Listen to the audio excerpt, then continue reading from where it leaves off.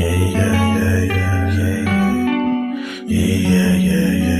way, get this shit a long way, hit the long way, long way, hit the long way, long way, long way, long way, long way, long way, long way, long way, long way, long way, long way, long way, long way, shit long way, long shit long way, long way, long way, long way, long way, long way, shit a long way.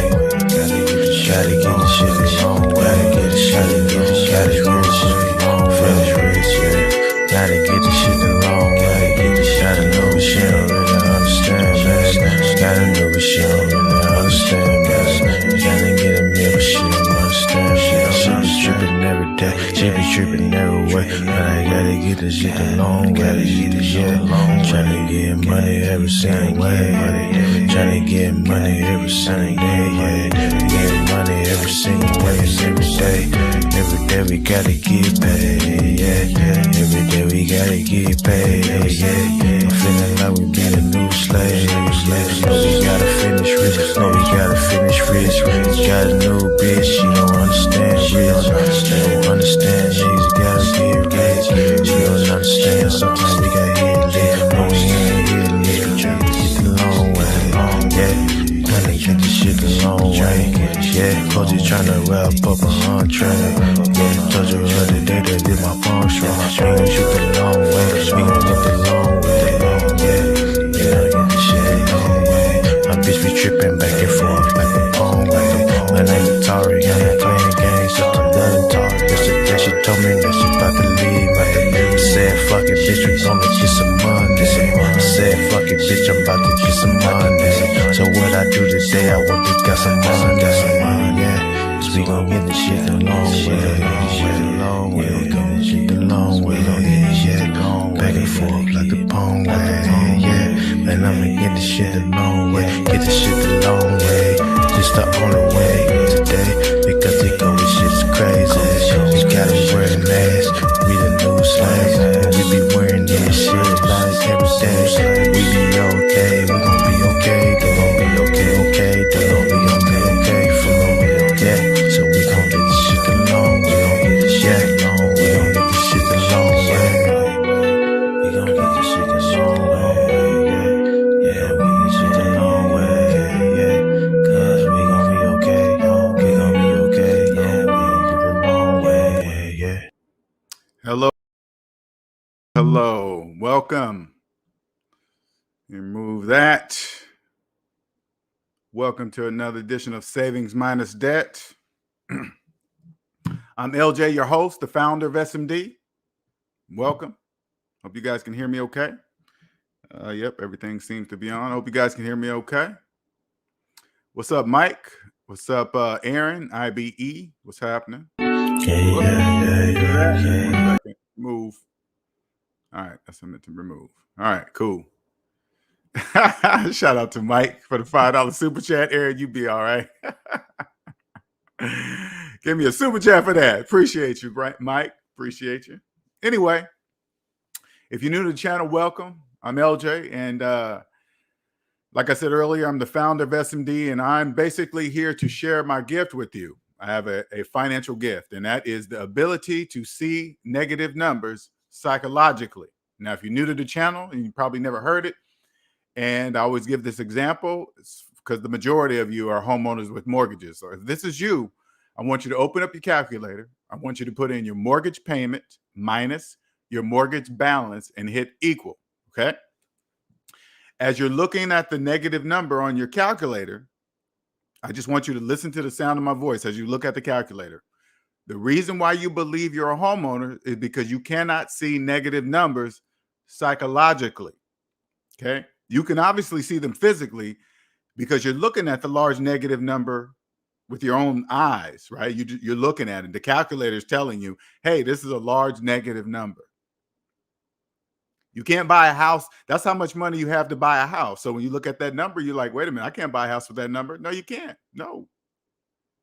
That's how much money you have to put away for retirement, to invest in cryptocurrency, gold, silver, whatever you can imagine in your brain.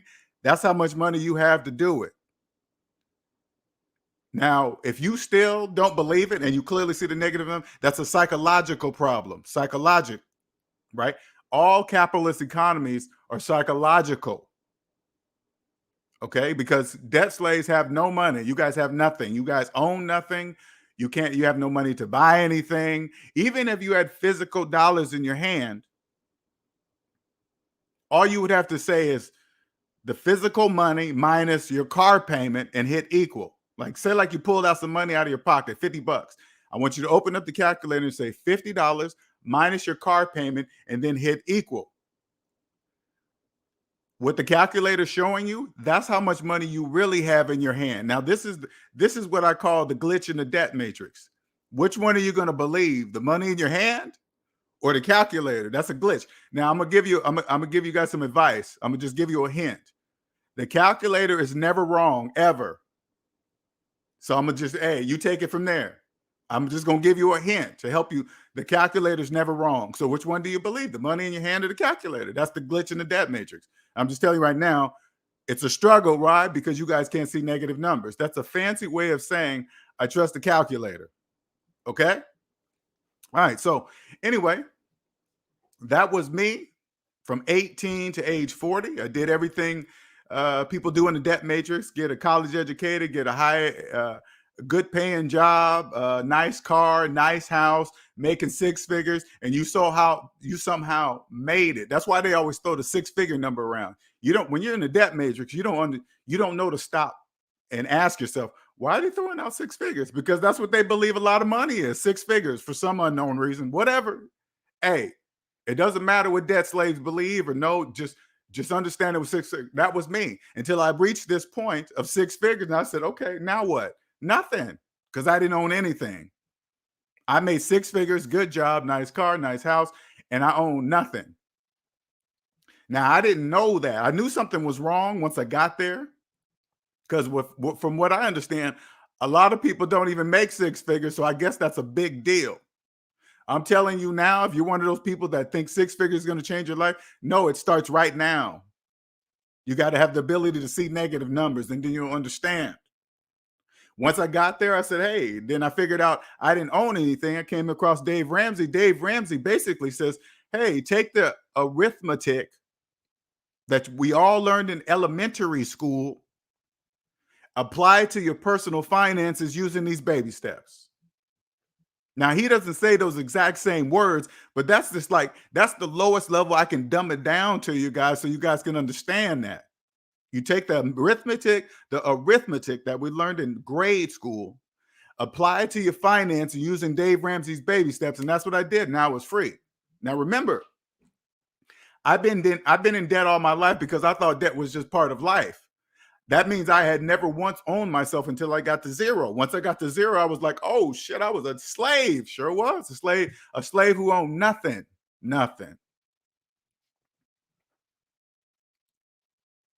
Once I got out, I said, hey, it's just do that and you always win with money. Always trust math, trust the calculator. Yep, that's it. And then once you get completely out, like I have, which is my gift, you'll understand that the whole economy, capitalist economy, because that's the only one I was born in, so that's the only one I know. Okay, just make that clear. Any capitalist economy, they're all the same. They just use different paper currency. The base of it is always the same. The majority must be in debt and not know it. That's how capitalist economies work. They must believe they own homes with 30-year mortgages. They must believe that you go to college for 4 years and pay on student loans your entire life. They must continue to believe that and also think they can buy a house with no money. None, zero, none. Doesn't matter what they believe, as long as what the calculator says. Doesn't matter if they think they're investing or getting some cryptocurrency. And see, when you guys hear me talk about that shit, it's like, you got to understand, currency is physical and psychological. US dollars, gold, that's physical currency that you can touch, right? You can touch gold. But psychological currency, credit, equity, cryptocurrency, they don't even exist. They don't even exist. And they believe it exists. It doesn't matter what they believe, okay? That's important because all capitalist economies, the majority must remain in debt and not know it. Now I listen, so crazy lately, and you guys have probably been seeing in my community area, right? How dudes freely call women bitches and hoes. I mean, just rolling off the tongue. Hoes is taking over. I'm just like, I'm like, why are they? Because I don't think like everybody else. Okay, I just wonder why certain something is to be spoken to in such a derogatory term. It's like these women, like if they fall for that and believe what they hear, but all a woman has to do is just take a step back and say, "Hey, wait a minute, we're the ones always being talked about." Yes, all the time, all the time. Chicks on what's that thing they can sign up for and see naked women on there? I forgot. It just slips my mind right now. But anyway, they're making $100,000 a month. OnlyFans, excuse me, OnlyFans. $100,000 a month.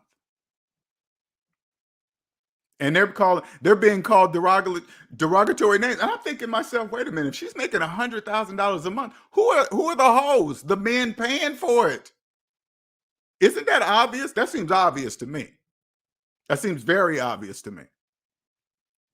And I think about it even more. I think about some of these women, even though they're making that much money, they still don't really understand how money works. Because, like, if you're a woman out there making that much money, but you're scared about taxes and stuff, you need to come see me. Because once you understand how it works, you understand taxes are your friends. Taxes help you build wealth. Taxes don't take away. They help you build wealth. Now, if more women understood and understood what I was saying, plus making that much money, the game would be changed. It's like when you get out of debt, right? You got to understand the majority of men are in debt. Whether they know this or not is 100% irrelevant. And if you understand this as a woman, you will not care of the men that call you names if they're debt slaves, especially the ones that don't even know it. You wouldn't care what a debt slave says or opinion of a debt slave. It doesn't matter what they think. Who cares? They're debt slaves. They might be upset because they're behind on child support or back taxes or some bullshit, whatever. It doesn't matter. The debt slaves, debt slaves. Let me give you an example. When I was caught up in the debt matrix, okay, I was a six-figure earning debt slave. I remember this particular scenario. Now, remember, I'm making six figures, okay? I remember going into family court, and the judge ordered me to pay almost $1,100 a month for one child. $1,100 a month for one kid. Now, the majority of you would say, "Oh my God, man, that's just raping him." No. I was making six figures. Six figures. And I was complaining about $12,000 a year. You know why I was complaining? Because I was in debt. That's why it seemed like a lot of money. If I had no debt, making $100,000 a year, $1,100 a month wouldn't have been shit. It ain't nothing. $12,000 a year to raise a kid, that ain't nothing. So when I was angry back then, now that I'm out of the debt matrix, I look back, the reason why I was in family court complaining about child support and the woman this and doing all the same shit that the majority of men do, and all I had to do was look in the mirror. It was me. I put myself there. I put myself in family court. I put my finances on the table for some guy or woman in a black robe to dictate, to tell me what I can and cannot do with the money I work for. I did it. I clearly understand why family court is a business and why it's there. It's clearly understood now. It's like, I get it now. For the majority that don't understand their debt, once you understand you're in debt and you're a debt slave, you won't be having kids like that just randomly. That shit stops. Once you understand you don't own yourself, all that shit stops. So if more women understood this, It just makes no sense to me. Sometimes I'll be reading people's comments like, I'm gonna just tell you guys this right now, okay? Listen, the majority of of of people that think something's wrong in their life because of the opposite sex, I guarantee you, 9 times out of 10, that person's in debt. Student loan debt, credit card debt, always blaming somebody else when all they got to do is just log into their credit report and see your net worth is in your credit karma. All you got to do is just log into your credit karma, see that big number that pops up, put a negative in front of it. That's your net worth. And the businesses that are all listed in there, they're your owners. So let me tell you something, women, I want you to listen to this. Once you own yourself, which I can help you do, once you own yourself, you won't care what another man says that doesn't own himself and doesn't know it. Bitch, ho, you're a debt slave? Yeah, whatever, debt slave. You making car payments? Yeah, shut up. Shut the fuck up. Shut up. Shut up. Shut up, debt slave. Shut up. Hey, you got a VA mortgage? Yeah, shut the fuck up. Shut up. You got a VA mortgage? Shut up. None of that stuff will impress you. That will be done. You guys, I really want this to go viral for women because I want them to understand. You think I'm joking? Own yourself first. The game will change. You got listen. Okay, listen. I'm gonna use the popular like Fresh and Fit, right? You see Fresh and Fit. Do you think Fresh and Fit would exist if the women wasn't on there that was making the show? The women make the show. Without the women, there is no show. This is what you look. Do this. Just like last week, Fresh and Fit had Robert Kiyosaki on their show. Robert Kiyosaki, the multi-millionaire, billionaire, whatever, how much money, Robert Kiyosaki. You go look at that. The last time I looked, it had 40,000 views. 5 hours later, they do another video with girls. That video's at 100,000 views. Do you understand? Robert Kiyosaki should have had like 1 million views. But you see how it works? That's how it works. If women understood that, man, but you got to own yourself first. You can't be in debt. This is like very difficult to explain. What's up, Snuggles? What's going on? Yeah, I did. Oh, yeah, I just mentioned that. Oh, Chili Willie, $4.99 super chat. I have $2K left to pay off. Should I pay it all at once or build credit and pay it off monthly? I don't use credit at all, but I need to start building. No, pay it off at once. You know, because when you say it this way, should I build credit? Should I continue to pay more interest as I build my credit? Because to build your credit, you got to pay interest. Credit scores are reward points for people to stay in debt. Hey, thank you for staying in debt, paying all the interest that we said you was going to pay. Here's some points. Here, add that to your credit score, debt slave, whatever. What's up, Hyphy? Cupcakes? Good question, though. Very good question, man. And let me put this link in here just in case you guys want to ask me some questions, especially the women that really, maybe they get it, maybe they don't. I don't know. But I don't know. It's been I don't know. It's been on the forefront of my mind lately. I just like I have to stop watching. I have to stop watching certain channels, man, because I can't take that no more. It's like, if they're so derogatory, why are you talking about them so much? I don't get it. I don't get it. So I just stopped watching.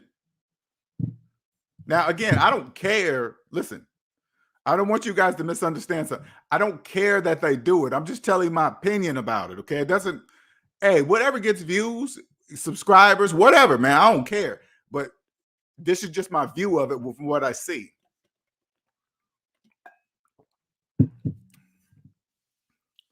Make sure you pay it off. You got it right now. Because you got to remember, Chili Will, the money is not the $2,000 you're talking about is not really there. If you got debt, the money that you see in your hand or in your bank account, those are just digital numbers. It's not there. All you got to do is just put in your savings minus your debt and hit equal. That's how much money you have, no matter where it's at. No matter if you had $2,000 cash under a pillow, locked in the safe, buried in the back, 6, 7 feet down, it's not there for you. It doesn't matter where you hide it. It doesn't matter. Okay.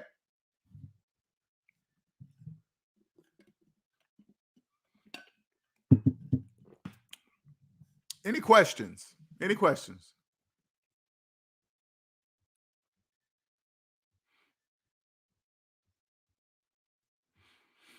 It seems like,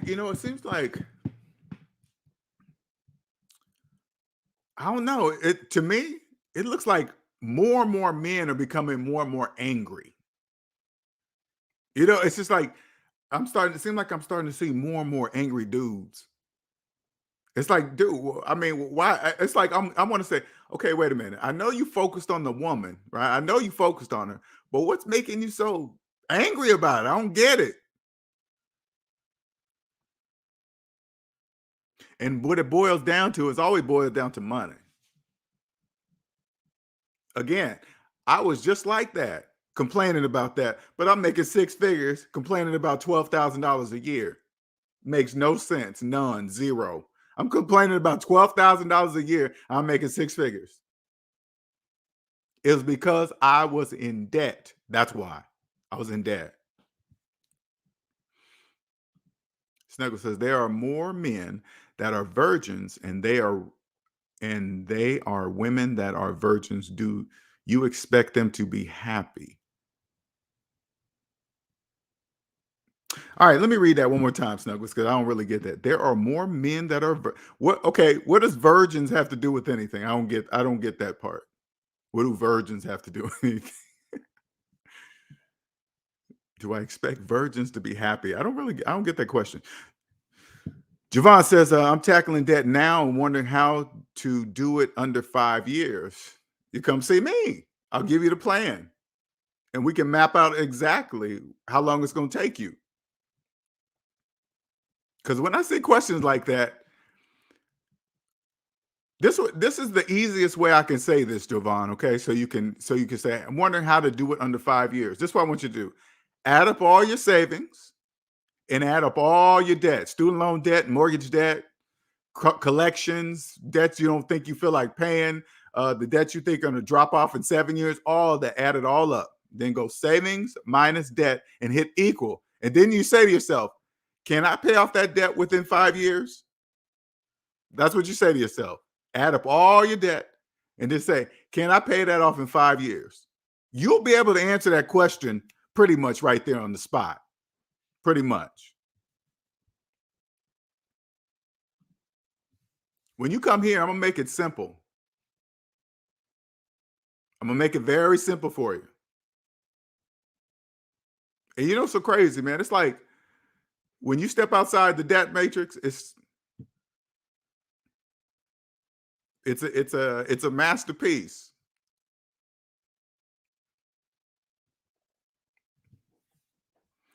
Cupcake says virgins are sexually frustrated whether they're dead or not. Sexual. Where do people become? Hey, where do people be coming up with this stuff? If they're virgins and they never had sex, why would they be sexually frustrated? They don't know what it even feels like to have sex. Sometimes when I see stuff, it's like, when do they have time to think about stuff? Think about stuff like that. I don't get it. I don't get it. I don't get it. Funny enough, I did that just last night, which is why I'm back here. Oh. Well, you need to come see me, man. I could lay out so crazy. I say that all the time. Hey, come see me. I can lay out the plan for you exactly. I can just say, here you go. Look, just do these steps right here, and then you'll be free. And don't get me wrong, okay? I know it's intimidating because here's a dude talking unlike anybody else on YouTube that they've ever heard of and saying, hey, basically, you've been doing it all wrong. Listen to my way. I get it. I totally get it. Totally get it. Well, if that's the case, how are people getting rich on real estate? And this, no, they're not. No, they're not. They're not getting, that's a trick. That's a program. Snuggle says, did you pay attention to what Robert Kiyosaki said about being in debt? But I don't think people understand what type of that he's talking about. But did you? Yeah, well, you got to understand this, okay? Debt slaves don't know the difference between personal debt and business debt, okay? Whenever you hear Robert Kiyosaki talking, he's talking about business debt, business debt. Debt slaves, you guys don't know to ask Mr. Kiyosaki, hey, Robert, yeah, how much personal debt do you have, Mr. Kiyosaki? Nobody, you guys don't know to ask him that question. You think he don't know that? He knows you don't know. He's like, hey, come check out my book. Now, this is business, okay? This is business, all right? Nothing personal. I'm not saying he's doing anything wrong. When he says, hey, go read my friend's personal tax accountant's book, he'll teach you all this and that. Yeah, that's true. That's true. But you guys don't know. People, debt slaves, you guys can't save money on taxes. That's impossible. You guys can't save money on taxes. You know why? Because in order to save on taxes, you must invest in something to get that tax savings. But to invest, you must have money. You have no money to invest to get anything on a to save on taxes. So you guys cannot. That's why his charts comes up and says zero taxes and this and that. Yeah, that's true. That's true for people who are not in debt. That's who he's talking about. It only applies to people who are not in debt. That's who it applies to.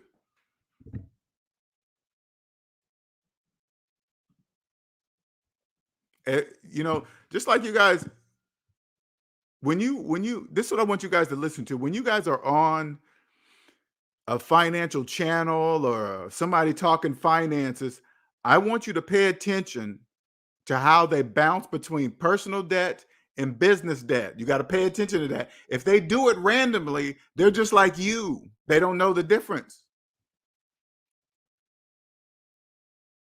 Like here, let me give you another example, okay? All right, now again, this is business, okay? It's business. So I'm not going to point out anybody's name, but there's this high profile finance guy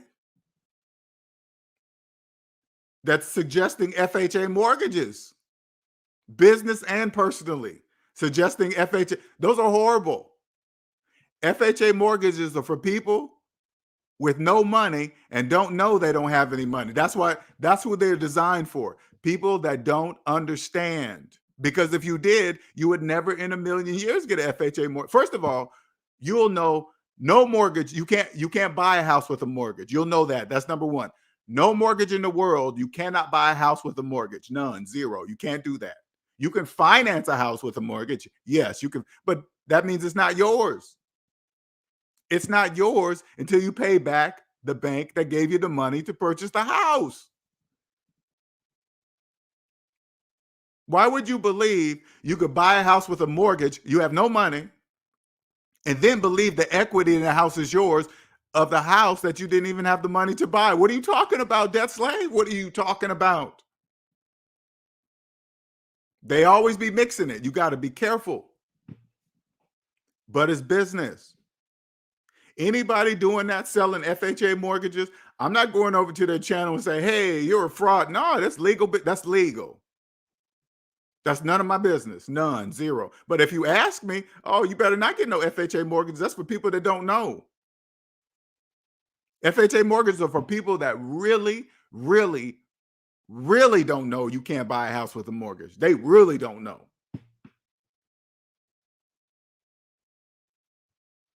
You know how many millions of people out there that believe they're homeowners and they got student loans older than their mortgage?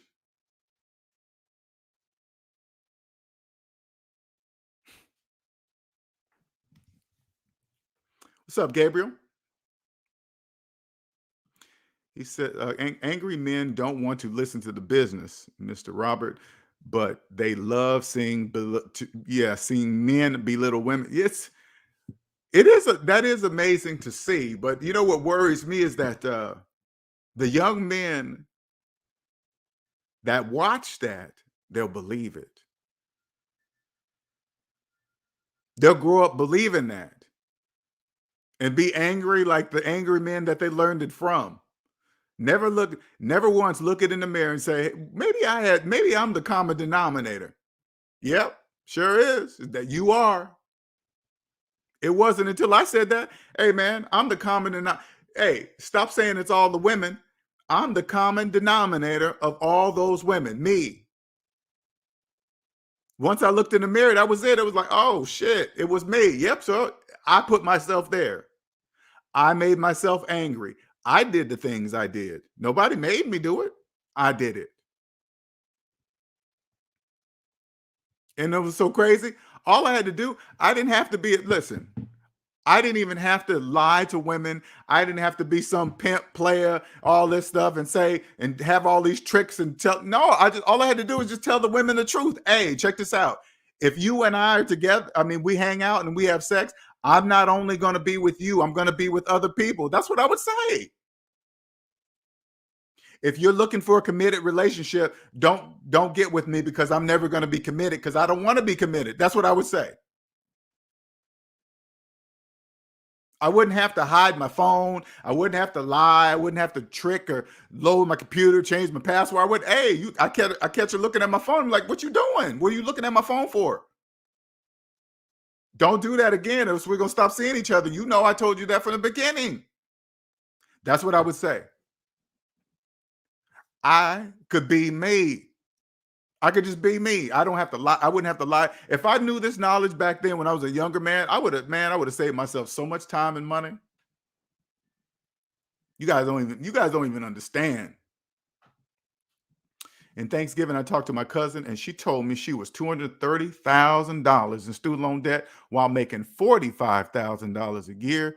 Do you know how bad I would feel for a person like that? If I ever heard that, and she's probably talking about $45,000 gross. If I heard a woman tell me that, I would literally feel for her. I would be like hurt inside because 9 times out of 10, she's never going to own herself ever. You can't own yourself with student loan debt. Again, women, are you listening? Don't worry. If a dude is talking about you and he got student loan debt, disregard that. That's called slave-splaining.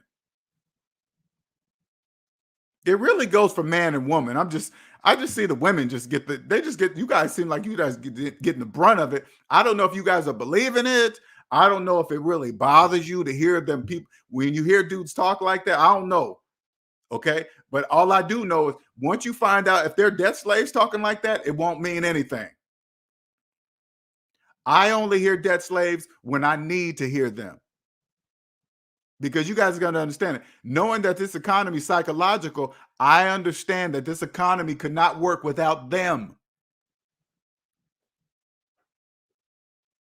We need them to keep financing TVs and refrigerators with LCD screens in them, financing a new cell phone every year.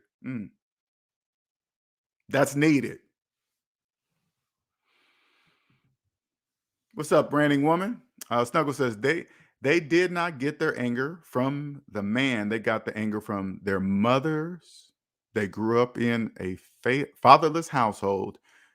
You have to be honest. A lot of these young men are no different than women.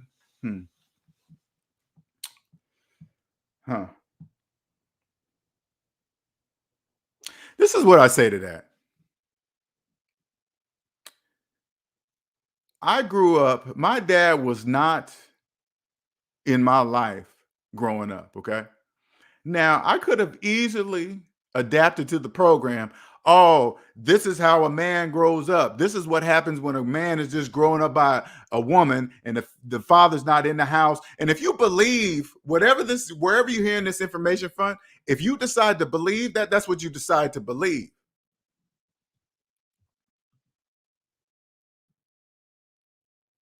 When I grew up, my mom, I had chores. I had to be at bed at a certain time. I had to get certain grades. That was just a program. That was that was it. That's what it is. She created my structure from 1 to 7. Those are the important years right there. 1 to 7. You program a dude right now at 1 to 7. That's who he's going to pretty much be. I was programmed. Hey, Linnell, you got responsibilities. You got to watch your sister. You got to do this. I hated it when I was little, but it created my structure. Once I started creating, and I've never been a follower. And let me tell you right now, I've been always my own thinker since a young kid. So as I'm growing up and you hear these things as a young man, it's like, no, I don't. I don't have to do none of that. That's what I used to say to myself. I don't have to do that. That's not what I believe. I couldn't say it out loud because too many dudes was following the same philosophy. But what I was saying to myself, I don't have to do none of that. No, I don't. No, I don't.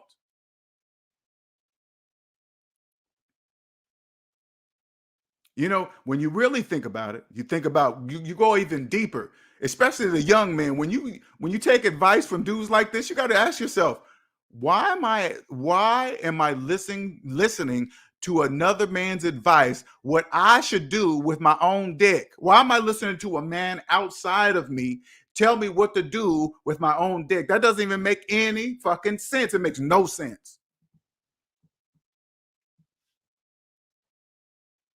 Now, I wish somebody would have told me just like that when I was younger. I wish they would have said it to me just like, why you listen to another man tell you what to do with your own shit? What That doesn't make any sense. What are you doing? You paying somebody to do that? What's wrong with you?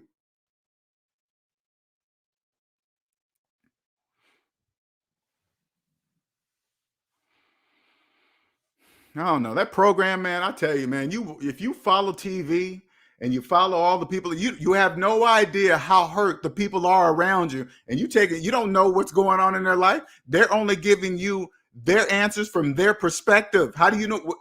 Do you know what the perspective is? Half the people don't know. Hmm. What's up, Frenchell? So happy I don't have those problems. Debt free over here. Yeah. Frenchell kind of told a couple of her stories. You guys need to go back and listen to that one. It changes a woman's life. They ask different questions. They're like, it's it's totally different. All of it's different.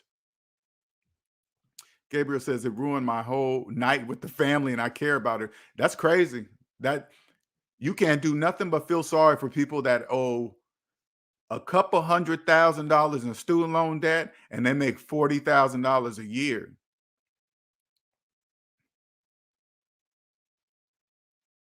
I'm not saying it can't be done, but you would have to make some serious sacrifices, serious ones.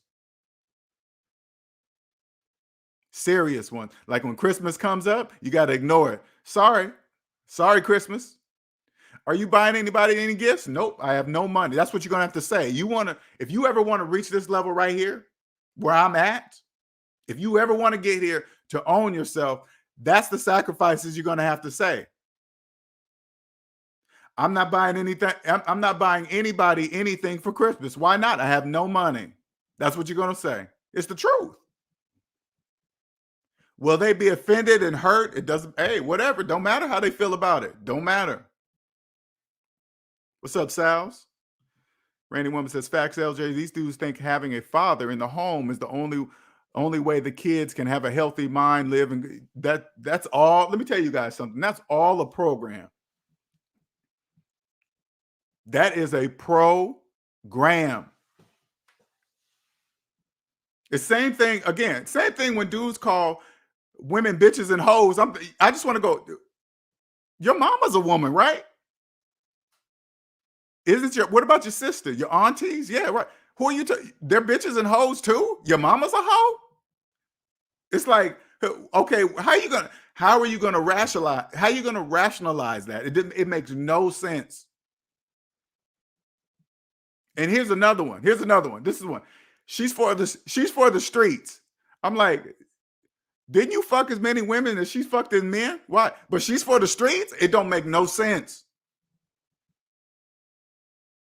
Like if you grow up really, really thinking that A guy can fuck as many women. He's considered a pimp or a king. But if a woman does it, she's a hoe and she's for the streets. It makes no sense. No sense at all. None.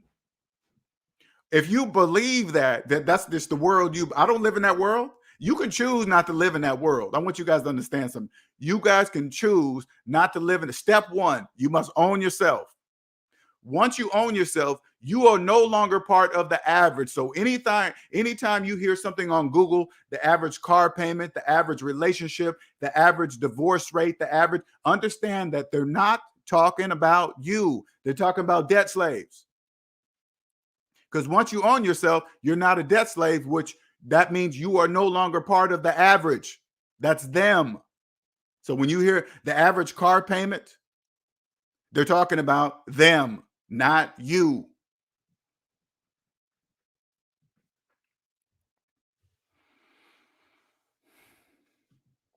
Okay, jump up, man. This is for you guys today, man. It really is. Lately, I've just been telling you guys what's on my mind. I know people that come two parents home and are screwed up. It don't even mean it, like, it makes no sense. You got to have your own mind. You got to figure out what's going to make you happy. And I'm just telling you right now, step number one is to own yourself. If you don't understand what I mean, this is what I want you to do.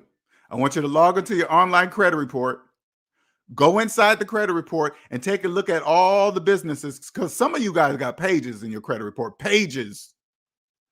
All those businesses in there, they all own you. Until they get all their money back, you don't own you. They own you.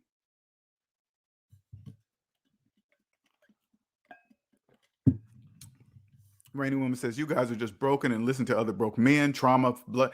Hey, that's all it is. That's all it is. Just a bunch of hurt dudes that got did wrong, or whatever did wrong means. Because I remember back in the day, check this out. When I was going through my thing, I used to listen to a lot of Tom Likas. Once I got and owned myself, I got out of debt. I couldn't listen to that no more because I'm not part of it anymore.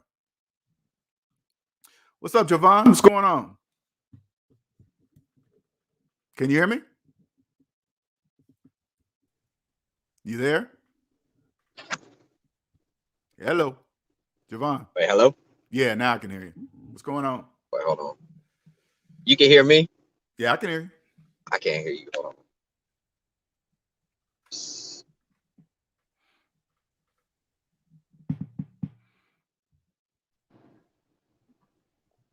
Okay, hello? Yes. Can you hear me? Okay, hello? Yes. Why is this not working? I'm trying to come out and come back in. Come out and come back in. Head. What?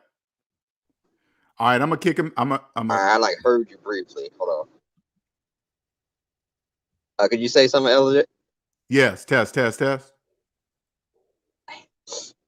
Let me rejoin. I'll try to rejoin. Okay. All right. What Rainy Woman says, you guys. Oh, yeah. Okay. Yeah. It's just, I was just a hurt dude, and it was me. It wasn't the woman I was with. It wasn't my ex-wife. It was me. I chose all that. I chose it all. I did it all. Yeah, I stopped listening to a lot of YouTubers, men and women. Yeah, you're right. It's just toxic. It's just a bunch of angry people in the same mindset frame, blaming the other person. It's them. They did it. My life would be so better if it wasn't for them, so on and so forth. Hey. Frenchell says, dating a new guy, shown in my credit report. He saw my bankruptcy 7. I told him my story. He won't show me his. That's it. Well, hey, listen. Now you know how far this relationship is going to go, Frenchell. Now you know. If he won't show you his credit report, you already know that relationship's not going anywhere. You already know that. So if you pursue it, you already know from day one. Okay. What's up, Alonzo? What's going on? Javon, can you hear me? Javon.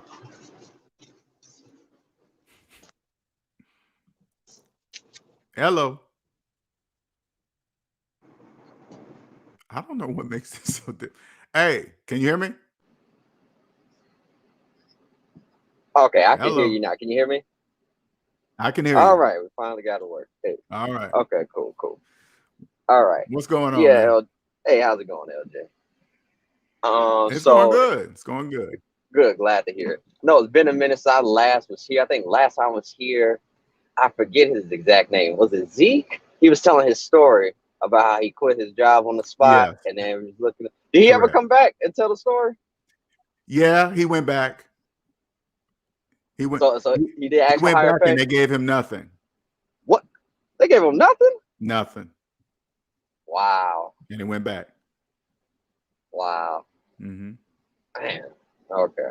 Well, yeah, man, I've just been doing some like self-reflection and everything. And then, I remember one of your videos talking about, how about you grab the calculator, go on ahead and do the numbers. And I was like, all right, I'm pretty good at math. So went ahead and typed it in. And I was hurt, man. I was hurt. Man. That's a Now, reality check for you, ain't it? yes, it is. I mean, I know, like, first, I don't even remember when I first caught you, but you said the debt slave thing, that kind of stung a bit. But after a while, I was like, you know what, man, I am a debt slave. Go Right. ahead, start looking at the debts and everything. I started tackling some of them, so I thought I was good.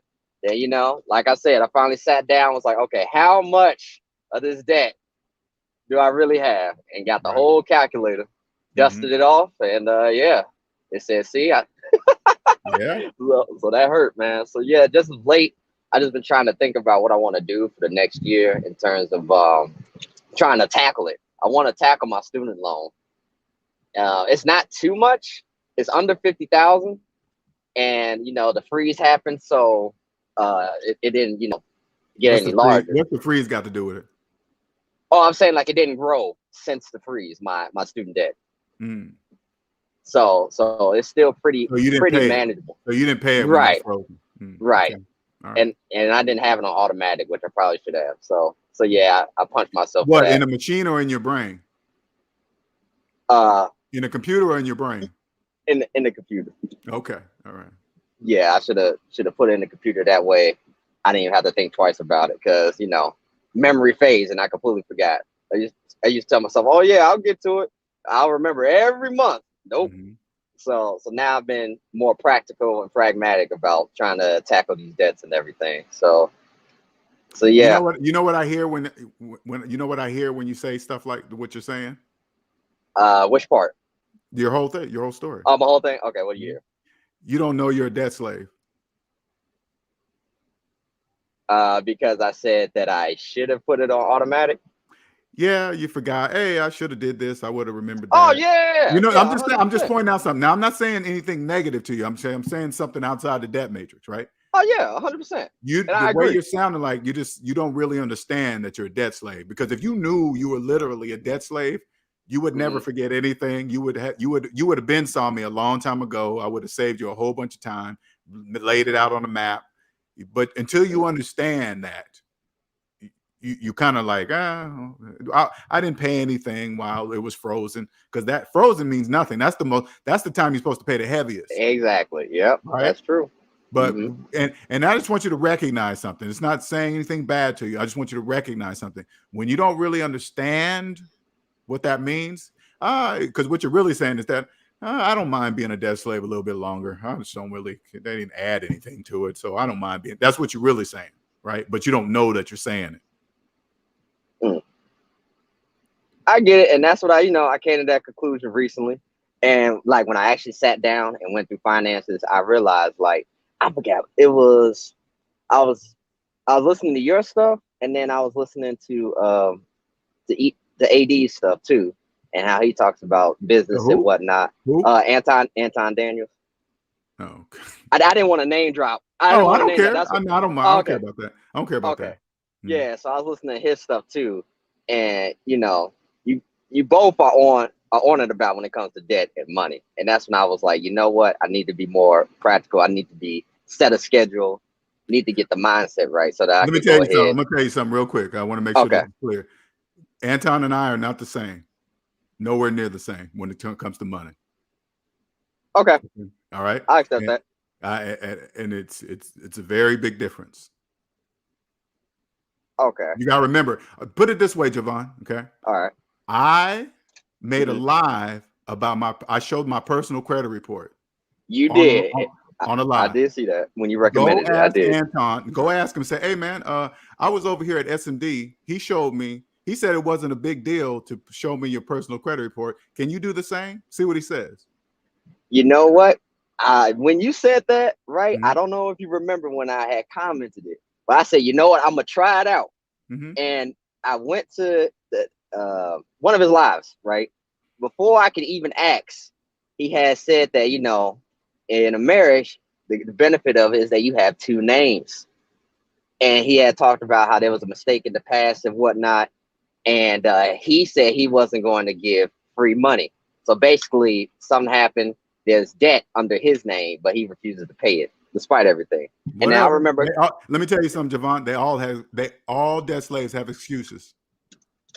And that's when I came back. I don't remember if you had that comment, but I had asked like a hypothetical. I don't know. I don't remember if it was your Versace robe one or not, but I had said, okay, so what if a person who has the money says that they don't want to pay it off due to someone else's foolishness, despite it being on your credit? And that's when you had gave me the answer you did. So that's when I was, ever since then, you know, I was like, damn, LJ, man, he's right. So I let me apologize for saying that. Yeah, you both think the same about money, because you're right. This is what I want. This is for you, Javon. Cut to the chase. If you ever want to trust somebody about finances, you start with the business of themselves. See, their personal credit report will tell you how they treat the business of themselves. Because if they treat the business of themselves like shit, anything outside you seeing, you better believe it's built the same way. Believe that. They're not going to treat something outside of themselves better than themselves. They're not going to do that. Right. And I was mind blown. I was like, wow, I do not understand why LJ does not have more popularity, man. Because it was such a simple question. And before I even was able to ask, it just came to light. I don't know how it did. I was like, whoa, that's crazy. Right. That is absolutely crazy. So yeah, I do understand what you mean by that. Try to find another person, a financial person like me, that has shown their personal credit report on YouTube live. Go find another person. You're right. And when you recommended that video, I went directly to it. Because you know, you say, hey, if you don't believe me, go ahead, check the video. Went over. I was like, he did it. He did it. You can't say he's a liar. He showed it. Can't say he's a liar. That'll be one thing nobody will ever be able to say about me. He lied about something. Because I'm showing you guys the truth with the calculator. And man, and he used to say, well, not used to, but he always says he's the most transparent person on YouTube. And that's when I was like, you know what? I found someone else who is, man, LJ. Because I ain't never seen nobody. You got to remember, when debt-free is a language, okay? It's a language, okay. It's a language, right? And if you've never been debt-free, you don't know the language exists. Okay. And so when I go over to people and they talk about money, I listen a different way, because when you understand how it works, you don't say certain things. You don't do certain things, right? You just don't do that when it comes to money. You don't say something a certain way. You don't do something a certain way. But when I see them do it, they obviously don't know. Especially when, here's a dead giveaway, okay? I'm gonna give you a dead giveaway. Listen closely, when you hear them, they start talking about money, but they're bouncing back and forth between business and personal finances without knowing that they're doing it. You know, I did start noticing that. I started listening more, and you know, it was very hard. I really couldn't tell the difference. I don't know if that was because I didn't understand the language, but it was very hard to tell the difference between saying the personal balance, his personal profits or whatever, and the business. Correct. It was very hard. Now, is that a fault of mine, or is that them not being able? A fault of yours? Not being able to understand the difference when someone is talking about their personal and financial. You don't understand it because you're in debt. Okay, so I personally need to be out of debt, correct, in order for me to understand what they're saying. The truth is this. They can't, when you're in debt, you can't see negative numbers psychologically. Correct. You can't. You forget that you totally forget that numbers are positive and negative. They showed us this in elementary school. They showed us zeros in the middle, positive and negative. They showed us this in elementary school, but now that when we're adults, we forgot that the negative numbers. They just went away in our brains. They didn't go away in mathematics. They're still there. It's true. So when you here's another question you ask somebody that sounds like they're smart, right? You say you say something like this: "Hey man, I just got $5,000 cash in my account, man, but I got $50,000 in student loan debt. What should I do?" Now, before you start, I want you to put in 5,000 minus 50,000. That's negative $45,000. You can't do nothing. So the people that know will tell you can't do nothing. You're in the negative. That's it. And then it's done. But if somebody says, "Nah, man, take the 5,000, invest it in the S&P, earn 7%, because the student loan debt is only like 3%. You get in the stock market and add 7%, and then you can pay that off with the extra." The same old program. They think they can. When they're done giving you that spiel, you turn to them and say, "Yeah, but how do I invest negative $45,000 in the stock market to do all that? How do I do that?" That's what you say to them. Okay. That's what you say to them. And if they still try to do it, you leave their office. Okay, so can I ask a question? How old are you, man? How old are you? I'm 28. Oh, shit, man. Pay that debt off. You young, man. And don't think 30's old. Please don't. Okay. Okay, don't fall for that program. That's a real big program right there, thinking 30's old, okay? That's a program. All right. Get out of debt, and you will see. Mm-hmm. Okay, because that was your debt. Do you think you can get out of debt in 5 years? I sat down. Well, actually, I didn't put in 5. I was looking to see how fast I could do it, and I did the math on 4. Yeah, I did calculations for 4 years, and it looked a bit steep. I was like, but at the same time, I realized, I just got to put in the work, because I remember you saying, you picked up an extra job, use that side income to just tackle that debt. No, I didn't pick up an extra job. Mm-mm. I thought you said that you had. Maybe I'm misconstruing what you said. But I moved out of my fancy high rise, sold my car, I remember and moved that. into a room in my sister's house. That's what I did.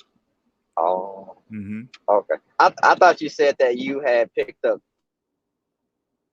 so that you could use the funds from the second job to help you tackle your debt down. No, I would never. Okay. I would never tell you I would get 2 jobs. No, I was making good money, so I didn't have to have 2 jobs. I was making 6 figures already. Okay, then that's my apology. Yeah. Then maybe I missed no problem. No problem. Okay. No, but once you're a debt slave, I'd pick up. If I had a low-paying job, I probably had 3 jobs. Because once you realize you're a debt slave to debt, man, I'm gonna just put it like this, Javon. Long as you're in debt, I'm telling you, you're missing a big, huge. And this is a question. Let me ask you a question. Okay. If you know you can come straight to me and I can give you the steps and show you something that nobody else can to help you get out of debt fast, how come you didn't come to me yesterday?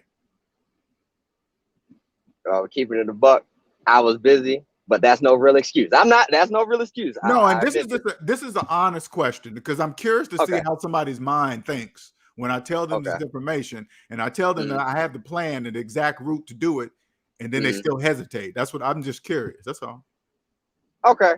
Then let me be honest, so it's on the record, so future people like me can come and look at this video and know not to make the same mistake. I remember I was talking to you a long time, or at least I was asking questions, and I was in the middle of work, but you was giving such good knowledge. I just kept asking questions to the point where you was asking, why don't you just jump on? And I was like, well, I'm in the middle of work. But I think it was about books. He was recommending books and stuff like that. Speaking of which, I need to know which episode that was so I can go back and watch the replay. But yeah, that day when I finally got home, I looked at the rates, was like, okay, I'm gonna put money aside, look into them, and set up a consultation. And I didn't. So that was all on me.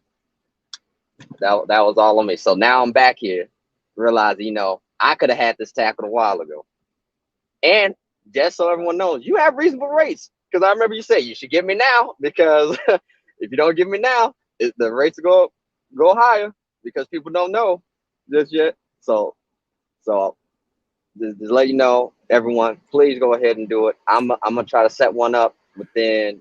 I don't know if it's gonna be this week, but the I want you following week. to. You know what I want you to do? I want you to listen to the words you use. Okay, I'm gonna Okay. try. This is for you. This is not for me. You're right. You're right. I did say that. I'm gonna try. I'm gonna that should tell you that you're not really serious. Okay, this is for you. I want you to listen to your words when you get. I mean, and I'm not. I don't want to pressure you. You will know. You will come to me when you're ready. Okay, when you're tired of being treated like a debt slave, you're gonna say, "Hey, LJ been telling me about this," and then you just come. Okay, but just do it when you're ready, man. But I just want you to hear the words that you're using. That lets me know when you're not really ready. You're right. You're right. And I'm trying to start to catch myself from saying those type of things, because that's putting myself in the mental state of giving myself an excuse. So I do appreciate you. Again, what it really is, you don't know that you're a debt slave. Because if you did, you trust me, I'm just saying something to you. If you did know you were literally a debt, because you've been in debt all your life, right? College is when I got into debt. So yeah, right. That's what I'm saying. All your life. Oh, right? Okay. Yeah. Right. That means you don't know what it's like to not be in debt. And I'm just telling you, because that was me. I didn't know what it was like not to be in debt, because I thought debt was part of life. I didn't know I was a debt slave until I freed myself, meaning I got to zero.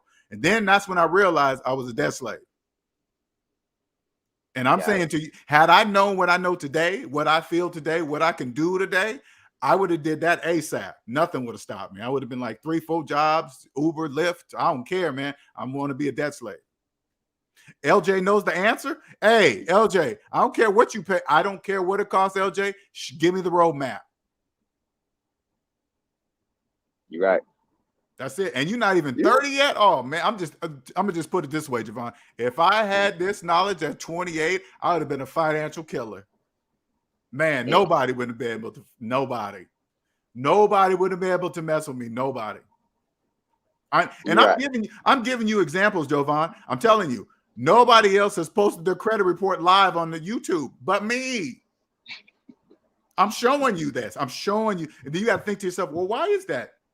LJ obviously knows something that millions of people don't know. He's the only one doing it out of 37 million YouTube channels. Yeah. It's true. I can't deny that. You are, like, at least personally, the only one I've ever seen who actually put it up like that. And I'm not even bragging, Javon. I'm just telling you the truth. I'm not bragging. I'm not bragging at all. At all. And I'm not saying I'm not even saying I know anything fancy to anybody else. This is what it is, Javon. I trust the calculator. That's it. Right. That's it. That's what separates me from millions of people. I trust the calculator. All right, let me apologize for slave explaining, man. I'm trying. Congratulations. That's step one. Hey, believe it or not, Javon, that is step one. Congratulations, to realize that you were slave explaining. Congratulations. That's a good thing. Yeah, good. I kept saying, well, I'll try and all this stuff. And you broke it down. Like, listen, you were ready. You did everything you could to do it. I'm like, you know what? I can't even deny that. Absolutely cannot deny that. Be proud of that. To realize that you were slave explaining. That's something to be proud of. Because they do it unconsciously. They don't know they're slave explaining. Yeah. You see when I don't want to. Okay, go. I'm just saying, man, you 28. The sooner you get out of from being a debt slave, man, if I could go back to I wish somebody would have said this to me at 28. I would have been like, what? I don't own shit? Debt's not part of life? You mean I don't have to have debt? I worry about money every day? No, you don't have to do none of that. That's a choice. How do I get out? Just trust the calculator. I'd have been like, what? How come millions of other people don't know? That person would have probably said, we don't care what other millions of other people do. Who gives a fuck what they do? I said, trust the calculator. Yeah, I'm doing my best. Like you said, it's very hard to break the habit of doing that. And, I get the knowledge, and I'm like, okay, I got to focus on it. But you get so comfortable. You're just so comfortable. You're comfortable in the program. That's the program. You're just so comfortable in it. Yeah. It's very hard. Like, I come out and say it, like you said, what I say earlier. I was telling you the story, you immediately knew, like, you're still a debt slave, because if you weren't, you would have did this and that. You wouldn't have waited to now. I'm like, you're right. Mm-hmm. You're absolutely right. I can't deny this. So when you get it, when you finally do it, and you get on the other side, when you own yourself, and then you're gonna look back, and then you're gonna hear all the slaves playing, and you're gonna be like, damn, LJ was right. That's all they do. That's all they do. They don't know that but you got to remember, they don't know that they're doing it. Millions of people don't know you can't buy a house with a mortgage. You can't do that. Who told you that? The bank? Who said that? The bank told you that? Oh, okay. Well, that's called the debt matrix. Yeah, where you can buy stuff with no money. Houses, cars, refrigerators, wash and dry, you name it, whatever you want, no money at all. Facts. Yeah, the system is strong, man. But I'm hoping I could break out of this debt slave matrix, man. You are. I'm you know why? Because you're talking to me. You know I'm right. You know this is what you're struggling. This is what you're struggling. You know I'm right, but you just don't wonder why you can't believe it. That's called a glitch in the debt matrix. You're like, wait a minute, his math is right, but how come I just don't believe it? Everybody else is doing this. He's the only one saying that, though. But every time he says it, his math is right. But these guys, that's called the glitch in the debt matrix. But you're asking the right questions. You are. I'm gonna just tell you that right now. You're here talking to me. You're asking the right questions. It's strong. It's powerful. I'm not gonna lie to you. It's powerful. But that's just the program. Well, it's good to know I'm at least on the right path, at least asking the right questions. I'm telling you right now, you are. Just keep going to other financial channels, listen to them, listen what I'm telling you here, and then you go listen. Man, he's right. He's bouncing between personal and business. He don't even know he's doing it. People really believe they can buy houses with student loan and mortgages. They can't do that. I have started to see that too when I've been watching other videos. Yeah, you can't do that. That's called business. When you see that, Javon, when they say, hey, come over here, get this mortgage, buy this house, that's called business. That's not mathematically true what they're saying. That's called business. Okay. If you don't trust the calculator, that's your problem. They're not here to teach you about the calculator. They taught us that shit in grade school. They're going to reteach you as an adult? No, that's called business. That's called negative compound interest. See, debt slaves don't know. They always hear about compound interest. Mm-hmm. They don't really understand.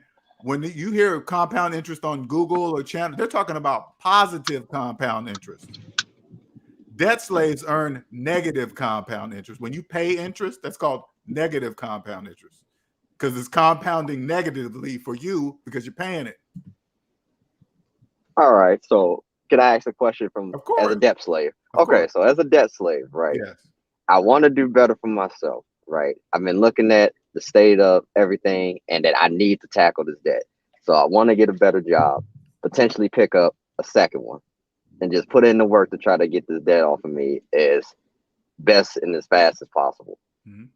During that, would you advise that I'm trying to think. Okay. So let's say your monthly student debt payment is like $500 a month.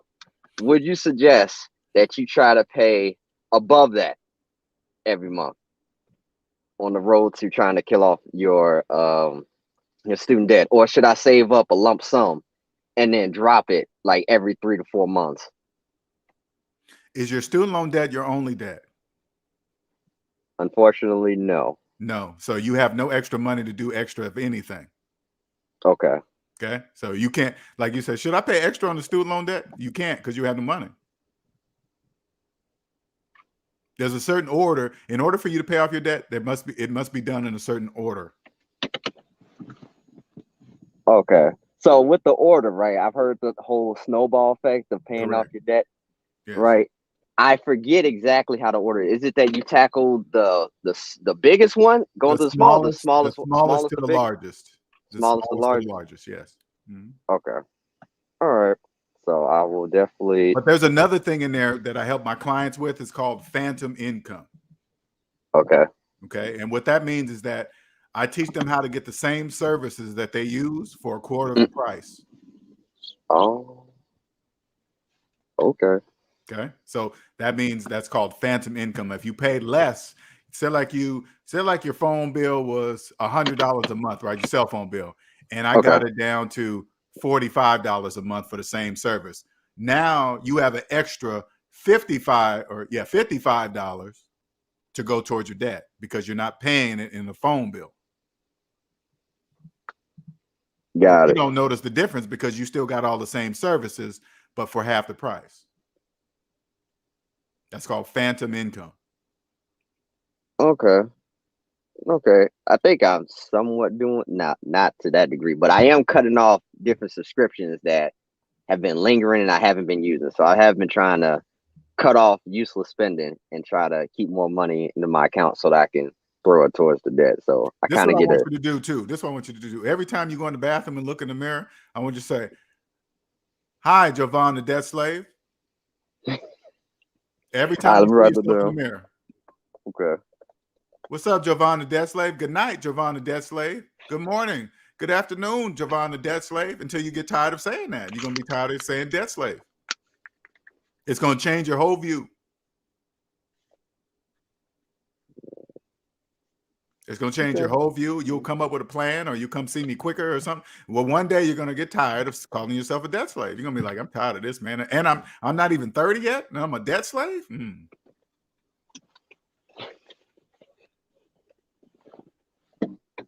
Okay.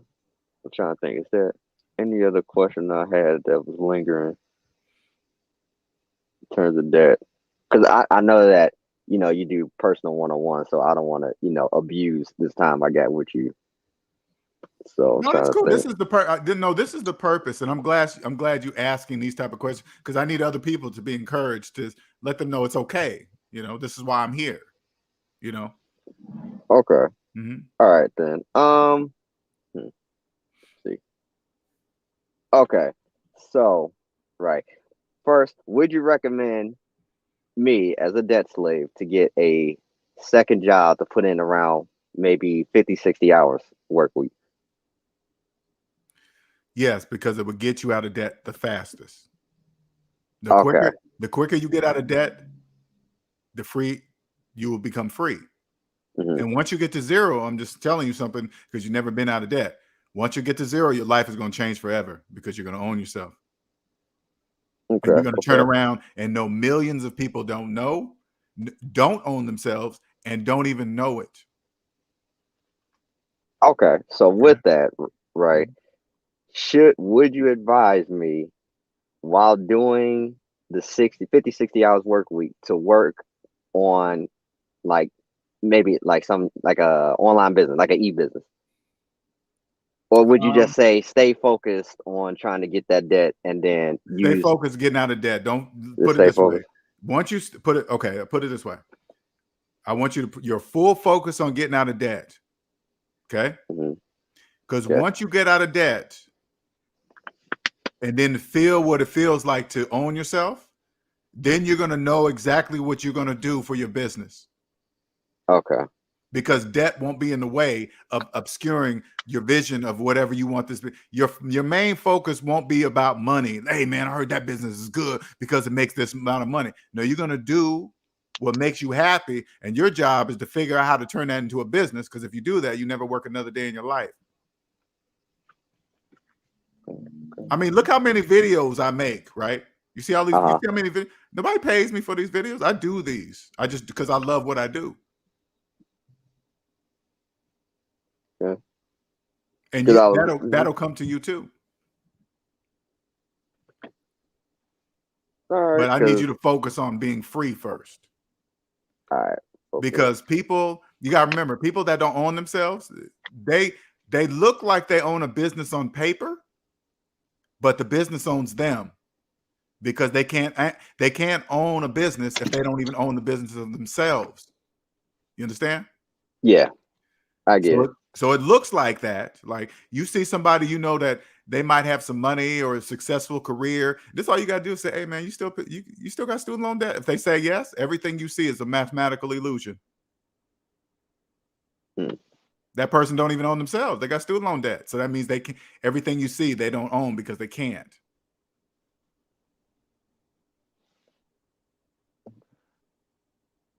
I don't want you to be that person. I want you to see what it feels like to own yourself first before fucking 30. Your whole life is going to change forever. You're going to be a different dude. Other dudes ain't even going to understand you. They're going to be like, damn, that dude's just doing whatever he wants, man. He don't even, everything changes, everything. Your whole life. Now, are you just single, no kids, nothing? No kids. But, single or a girlfriend? Girlfriend, well, fiance. Fiance. Is she in debt? Yeah. I know. You guys better have this talk first before you get married. Better have this talk. You better have this talk. If you're even thinking in this manner right now, as you're talking to me, I sure hope you're going over there talking to her about that. You know what? I have as of lately sat down and talked about, finances, our debts. She did let me know. She did let me know how much she was in debt, and I told her that you gotta tackle that because that'll linger on, and it'll be a struggle. It'll always be over our When is head. your marriage date? Next year. Same. Yeah, 1 year from now. Oh, so she's gonna have all her debt paid off before 1 year from now? No. Wait a minute. What? No. She's not gonna have her. So what? So you might as well just cancel that date, right? You might as well say, "Hey, are you gonna have your debt paid off by next year?" No, then we're gonna cancel the date. Why? Because you're in debt. I know you can't say it like that. I'm joking. Right. I know. But, I don't know about that one, T, but I hear where you're coming from, though. But all seriousness, though, you got to this. I know this is a tough. Okay, I know this is a tough situation. Don't get married while you're in debt, and don't marry somebody in debt. And the way in your voice, it sounds like she got more than you.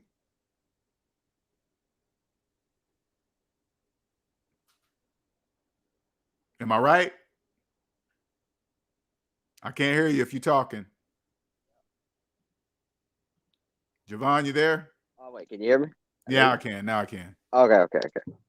So the last thing you said was that she was in more. Yeah.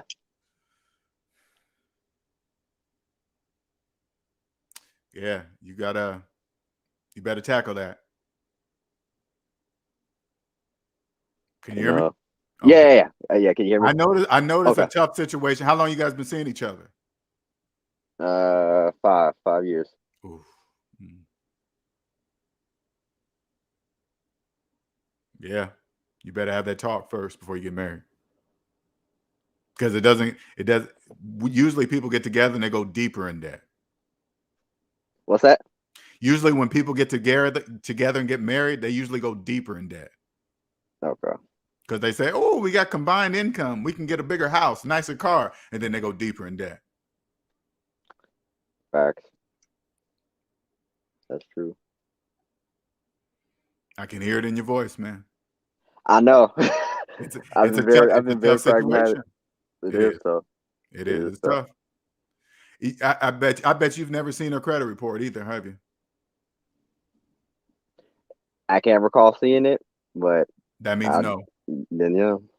Now listen. I don't want you to understand how powerful this is. You're about to marry a woman that she's never seen your personal credit report, and you've never seen hers. Sex, everything. Everybody shares everything, but except personal credit reports. That's weird, ain't it? Don't you find that weird? Yeah, you put it like that, yeah. That's weird. That would never happen to me. The woman I'm with today, she thought it was weird that I asked her the question. I need to see a personal credit report. I'll show you mine, show me yours. Luckily, she wasn't in debt.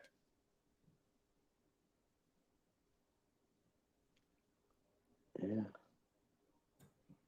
And I do wish you good luck, Javon. I do. I truly do. Because it's different when feelings are involved. Math and money are one. And the only thing that can separate math from money are feelings. At least you understand. I do. I appreciate that you understand I that do. it ain't That's a as tough simple as situation. flipping a switch. No, it ain't that easy. It's Yeah. but right now that you're already on the path of saying, damn, okay, I am a debt slave. Okay. Now, hopefully you'll be able to convince her that she's one too.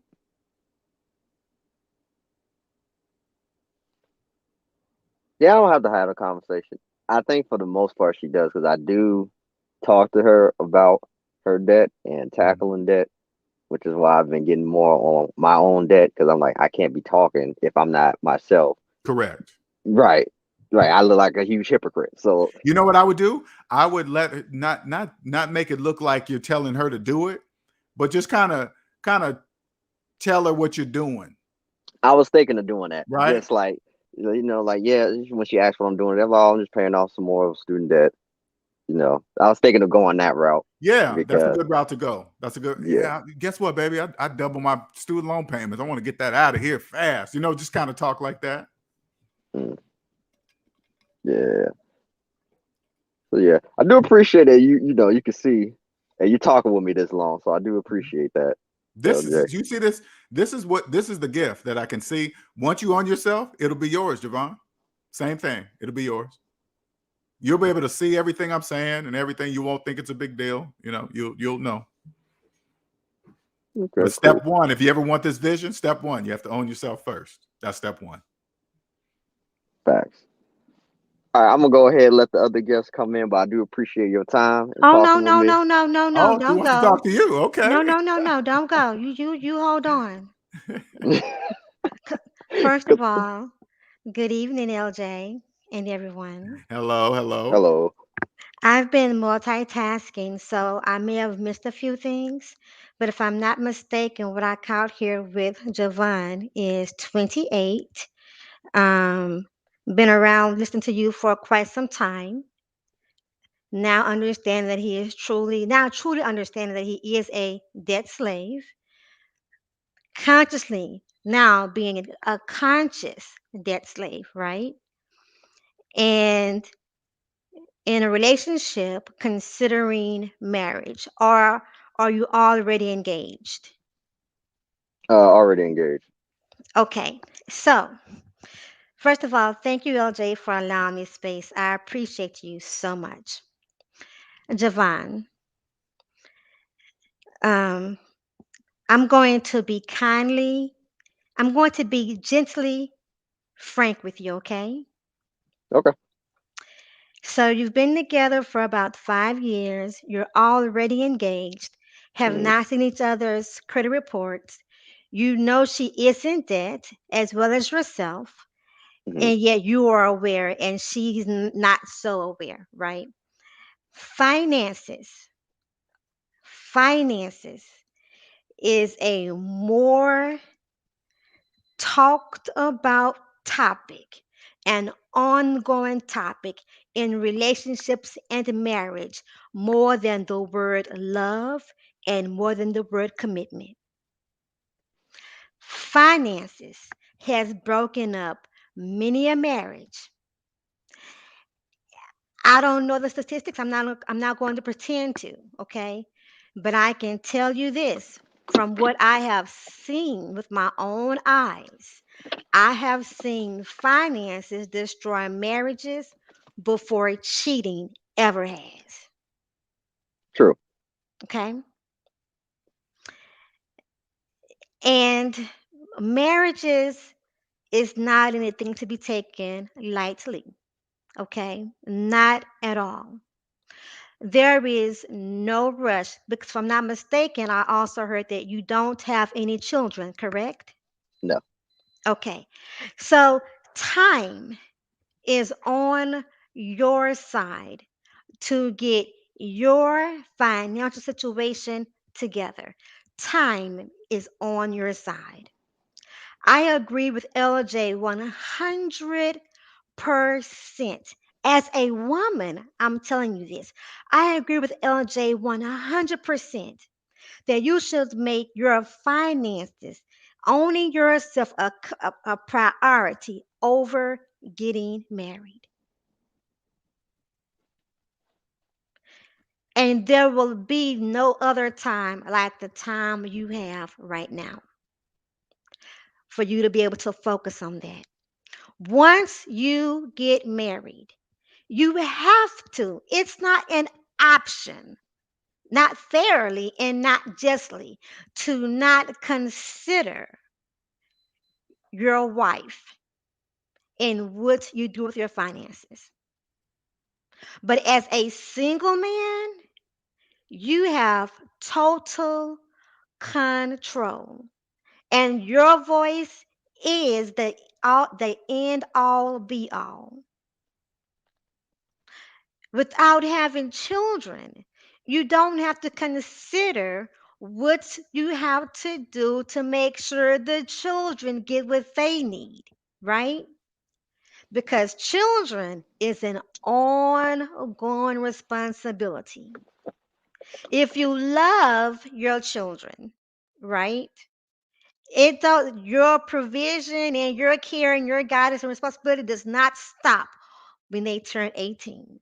It it just doesn't, okay? And if I'm not mistaken, I think I heard some talk about approaching 30 and that being old. I'm not sure if that was you or someone else. No, Was that was that me. That was me. that That was okay? me.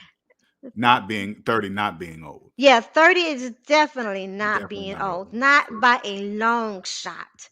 Anyone that has lived past 30 and past 40, such as myself, will tell you that honestly, your 30s should be your best living. Because see, when you're in your 20s, you're still trying to figure things out. You're trying to figure a whole lot of things out while thinking you know everything. And when and our honesty, you really and truly don't know anything. What things you do know in your 20s are all still childish things.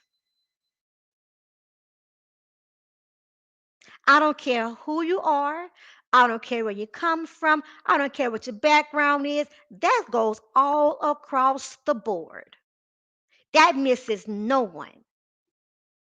Now, in your 30s, you've done a little bit more. See, you've had a little bit of experience in your 20s with going to school or not going to school as far as furthering your education, but in being affiliated with jobs and networks and or the military relationships, be it with the same sex, opposite sex, dating, friendships. Like you've learned, you've lived a little bit more, so you have a little bit more personal experience outside of your environmental and your familial conditioning. Does that make sense to you? Yep, yep. So Definitely this hearing it. is the time right here and right now for you to prepare to live a grand 30s, grander than others because you have access to information and the power to activate the information that's been given to you before you even reach 30.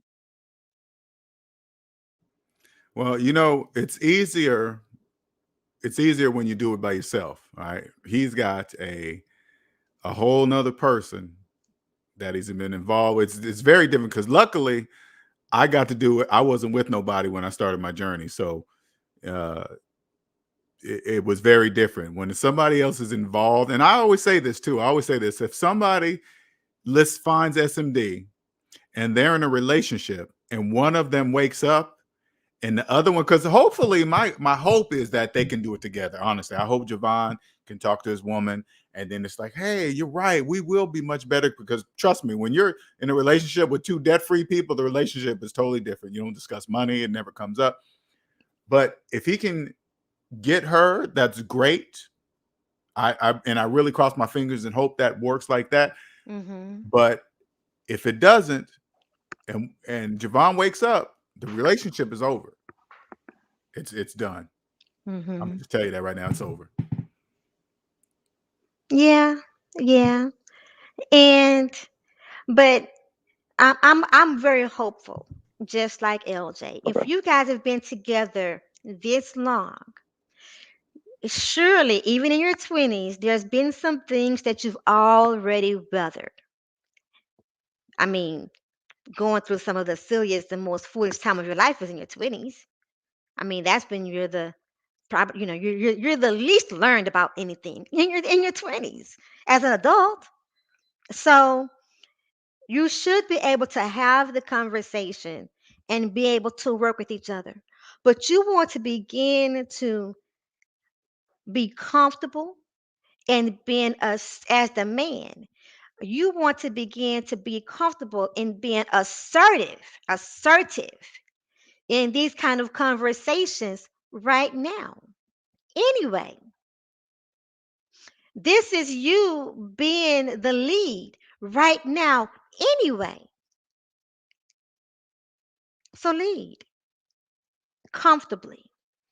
And if any point you are met with resistance and the resistance becomes too much because the resistance brings too much pain, then you know, okay, I even though I love her and even though she is good, we may not be good for each other.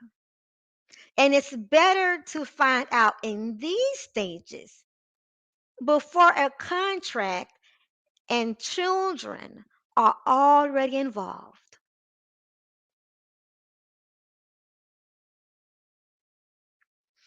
Be Is that good, encouraged, Jovan? not Is that good discouraged. enough? Yeah. Heard it all. Thank you. It's a Thank lot. you. It's a lot to think about, huh? It is. Yeah. Yeah. Well, I'm not, listen, I'm going to jump off. I don't No, want it's to good to bring hear too from. I much. like a woman's point of view. I do. I want more men. And you guys, you've been seeing my posts, right, Randy Woman? I'm trying. Yes. I'm going towards that because I really want men to see the woman's point of view, a debt-free woman's point of view. Mm-hmm. I really do, and I'm really trying to. Hopefully, it be shared more by women because I really want them to understand SMD. I have a cousin, 25 years young, who is debt free. She's graduated from college. She's in a career. She has one child. She has a 1 year old. And she was stressing herself out trying to look to buy a home. And I'm so glad I called her in the midst of that frustration so I could stop her. Whoa, what are you doing? See, she was being influenced by another cousin that's older than her, but younger than me, but is a realtor. And that works also with investors, being influenced by the market to be pressured to try to buy a home. I pump them brakes. Stop that. You are 25 years old with one child that just turned one. You have a full support system. I mean, she has a solid support system. Solid. The child's father is active in the life. She has a young man that is interested in her, and she is debt free. I stopped her. This is the time for you to build your finance. Don't you even think about buying a house before you're 30. Before you're 30, and even then, only if then the young man that's interested in you right now, if that doesn't pan out and you see yourself able to buy this house flat out, or you can put a sizable downsized payment on it and pay it off in 5 years. But I did that, but I did that for a couple of reasons. Number one, like I told her, you don't get this type of time back in your life ever again. This does not come around again like this. And not every woman in your position has the kind of support that you have. Number one. Number two, um, solid support. There will be no lack. There will be no falling off. There will be no mediocrity. There will be none of that. None of it. And at the same time, this is the time for, in spite of a pandemic, This is the time for you to really enjoy the freedom of not being in debt and being 25 years old without having those major responsibilities. This is the time to really live a life. Live now in spite of a pandemic.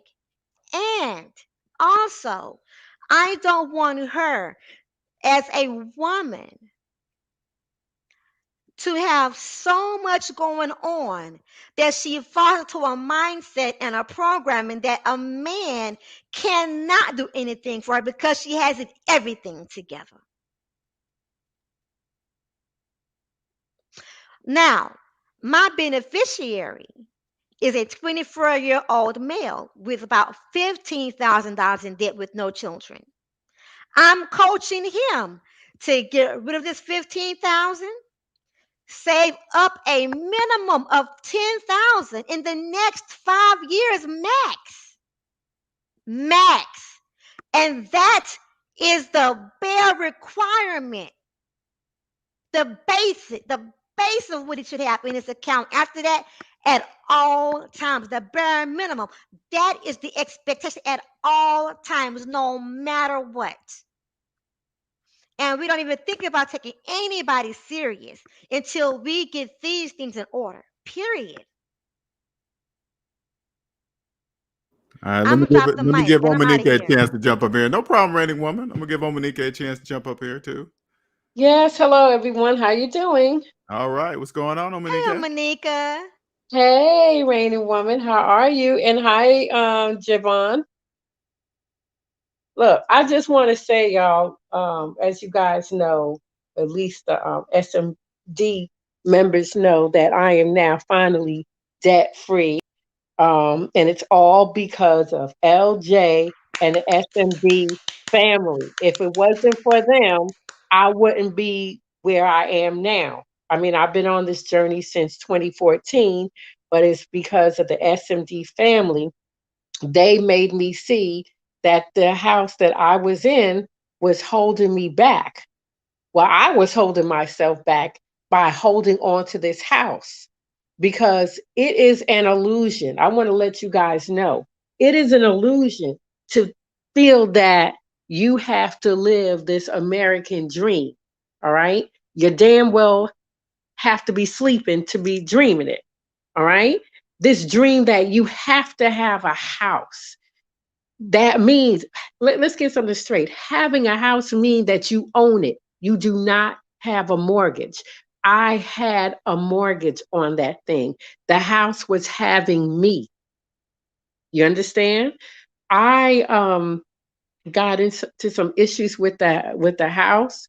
Long story short, I did the HARP program when Obama was in office. That was 2010. It was a 40-year mortgage and due trust. What's going on now? They're going to go into a 40-year mortgage. And on top of that, it was a 1961 house. So I had projects going on and I had to finance it. All right. So I was a damn slave to the house. I am totally free, 100% debt free. And right now, I'm staying in a hotel. I'm not getting an apartment because I'll be, I'm a health professional and I'll be traveling soon.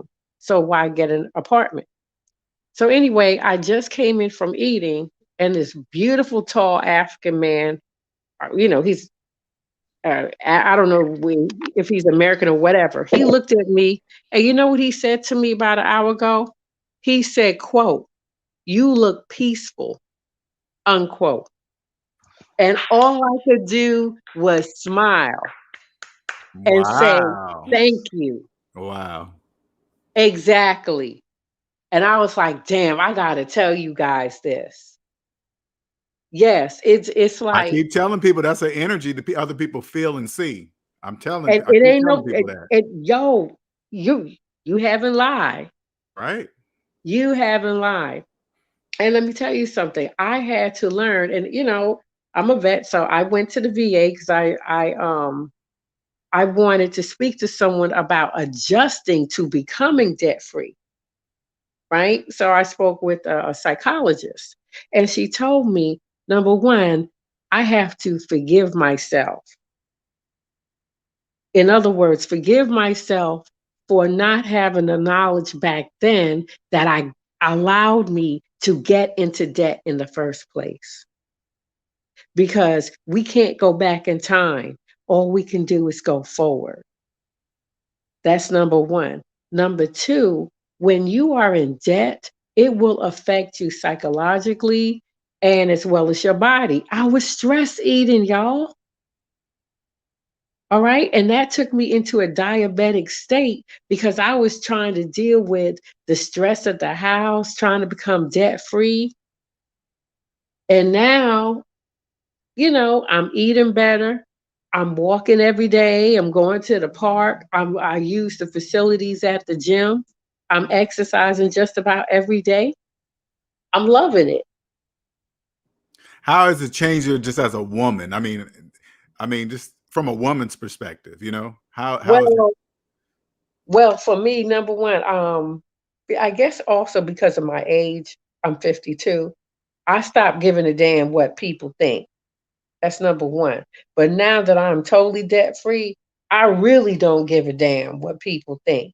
As far as dating, I told you I stopped dating anyway because I really couldn't find anyone that's on my level as far as getting out of debt. Because I felt like if you're on a mission to do whatever you want, you have to concentrate.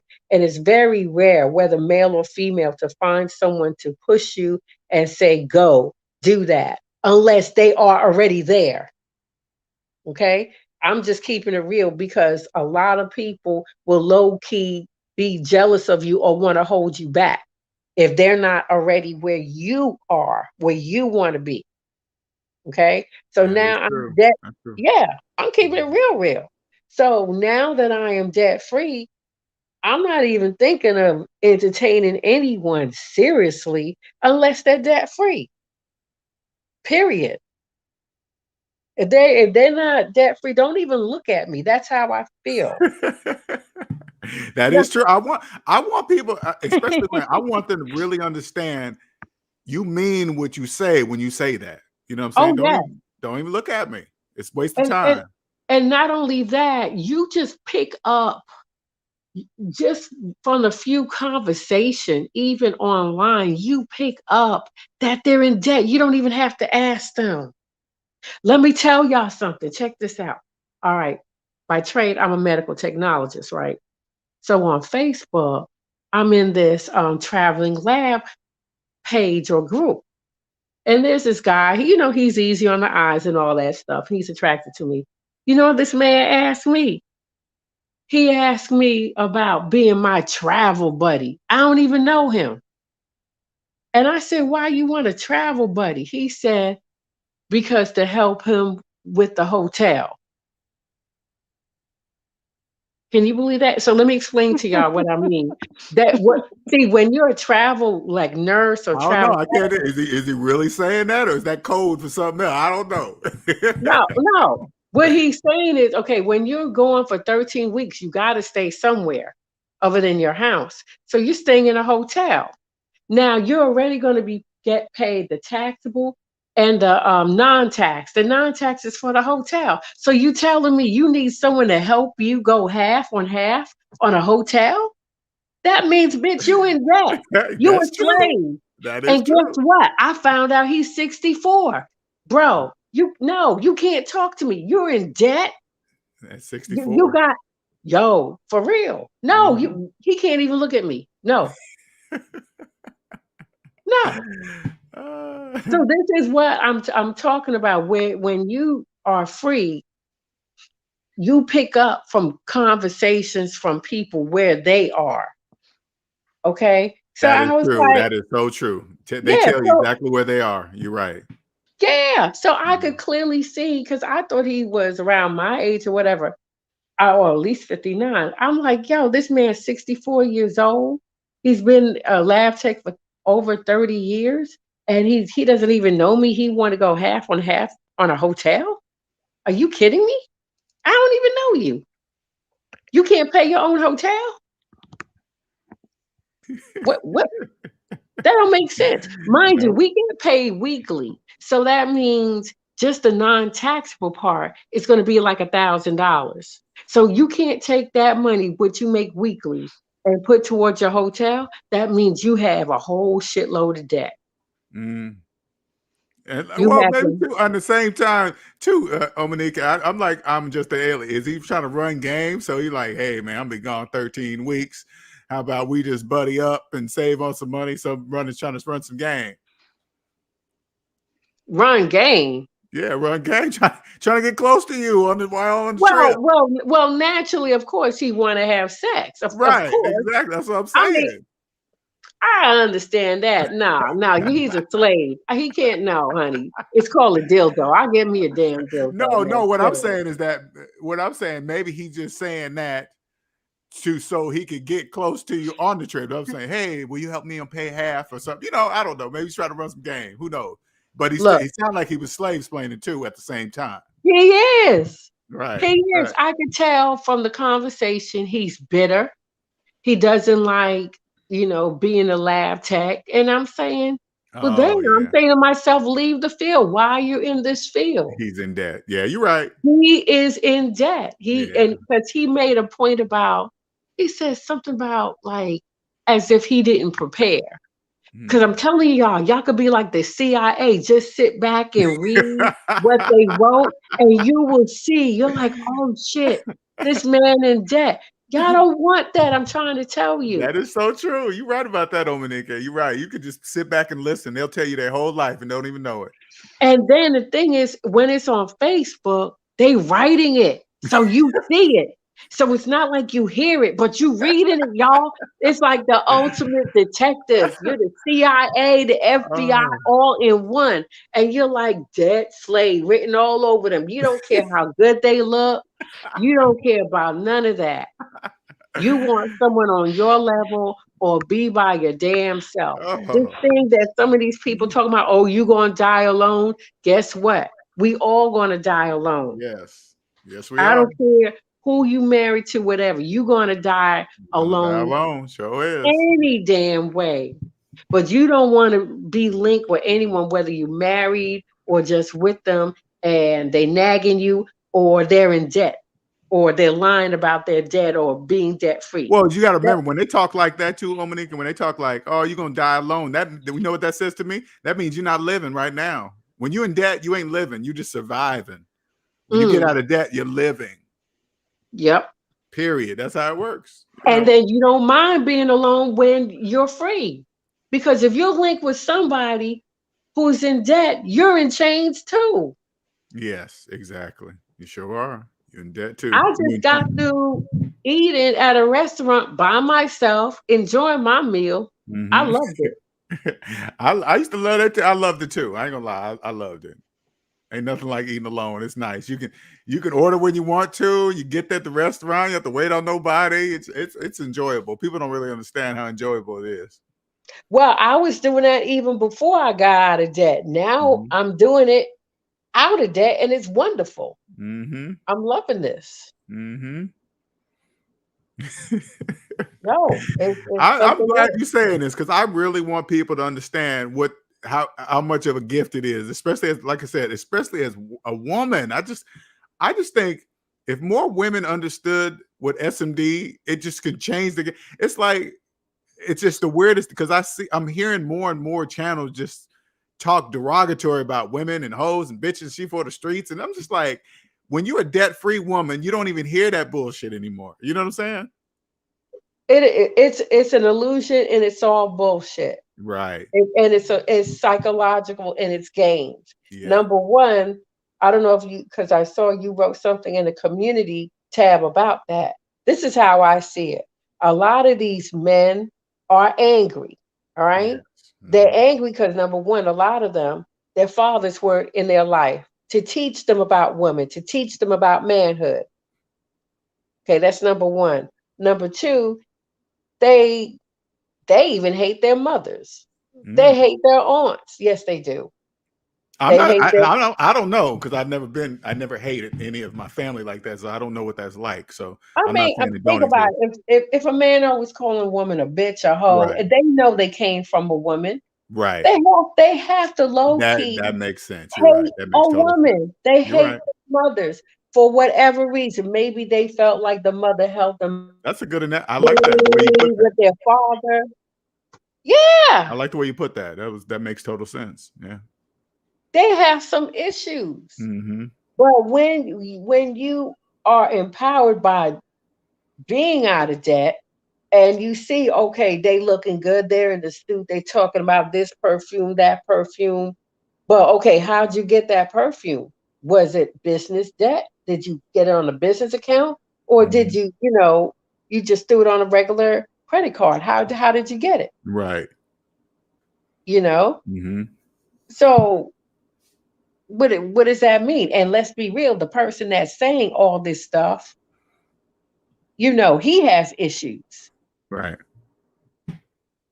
Yeah, they sound a lot. I'm seeing that. I'm hearing a lot of angry men on these YouTube channels. And all they sound ages. angry. They sound very angry. All That's what's so bad. All ages from 50 down to 20. Yes, yes, yes. Angry. Because something is wrong with them.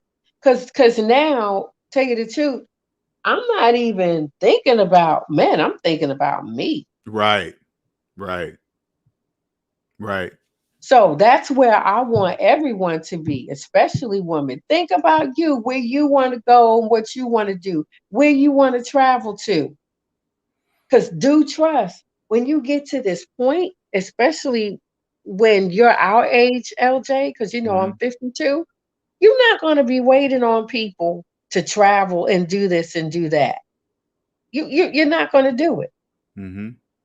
You know what I'm saying? You know what's So, mhm, crazy too? It's like when you hear, like, if I'm on a channel, right, and they're talking derogatory about women, right, just bitches, hoes, mhm. I'll look down the list and see how many women are in this this live right now, and I always think to myself, why would a woman stay inside of a channel talking about women like that? Why would they stay in there? Why would they just say, "Oh, this is not for me," and just leave? Why would a woman stay in there in the chat like I that? I well, I think part number one, some of those women think that they're bitches and hoes. Mm, Okay, that's hard to some of believe, them, but yeah. yeah, low self-esteem. Gotcha. Gotcha. Okay, again, it goes back to the family. They didn't have a father. Mm, You understand? Because to me, for a young girl, her father is her first love. mm, Okay, so that's why I believe there should be a mother and father in the home because there's things that you learn from both. Okay, without them telling you, you just watch them. It's like certain people like I guess Styles HQ mhm. and Wisdom. What's her name? Cosmic wisdom. Right. Mhm, They certain things they learn. They didn't have to be taught because they understand about being debt free. mhm, You understand? Because that's what you saw.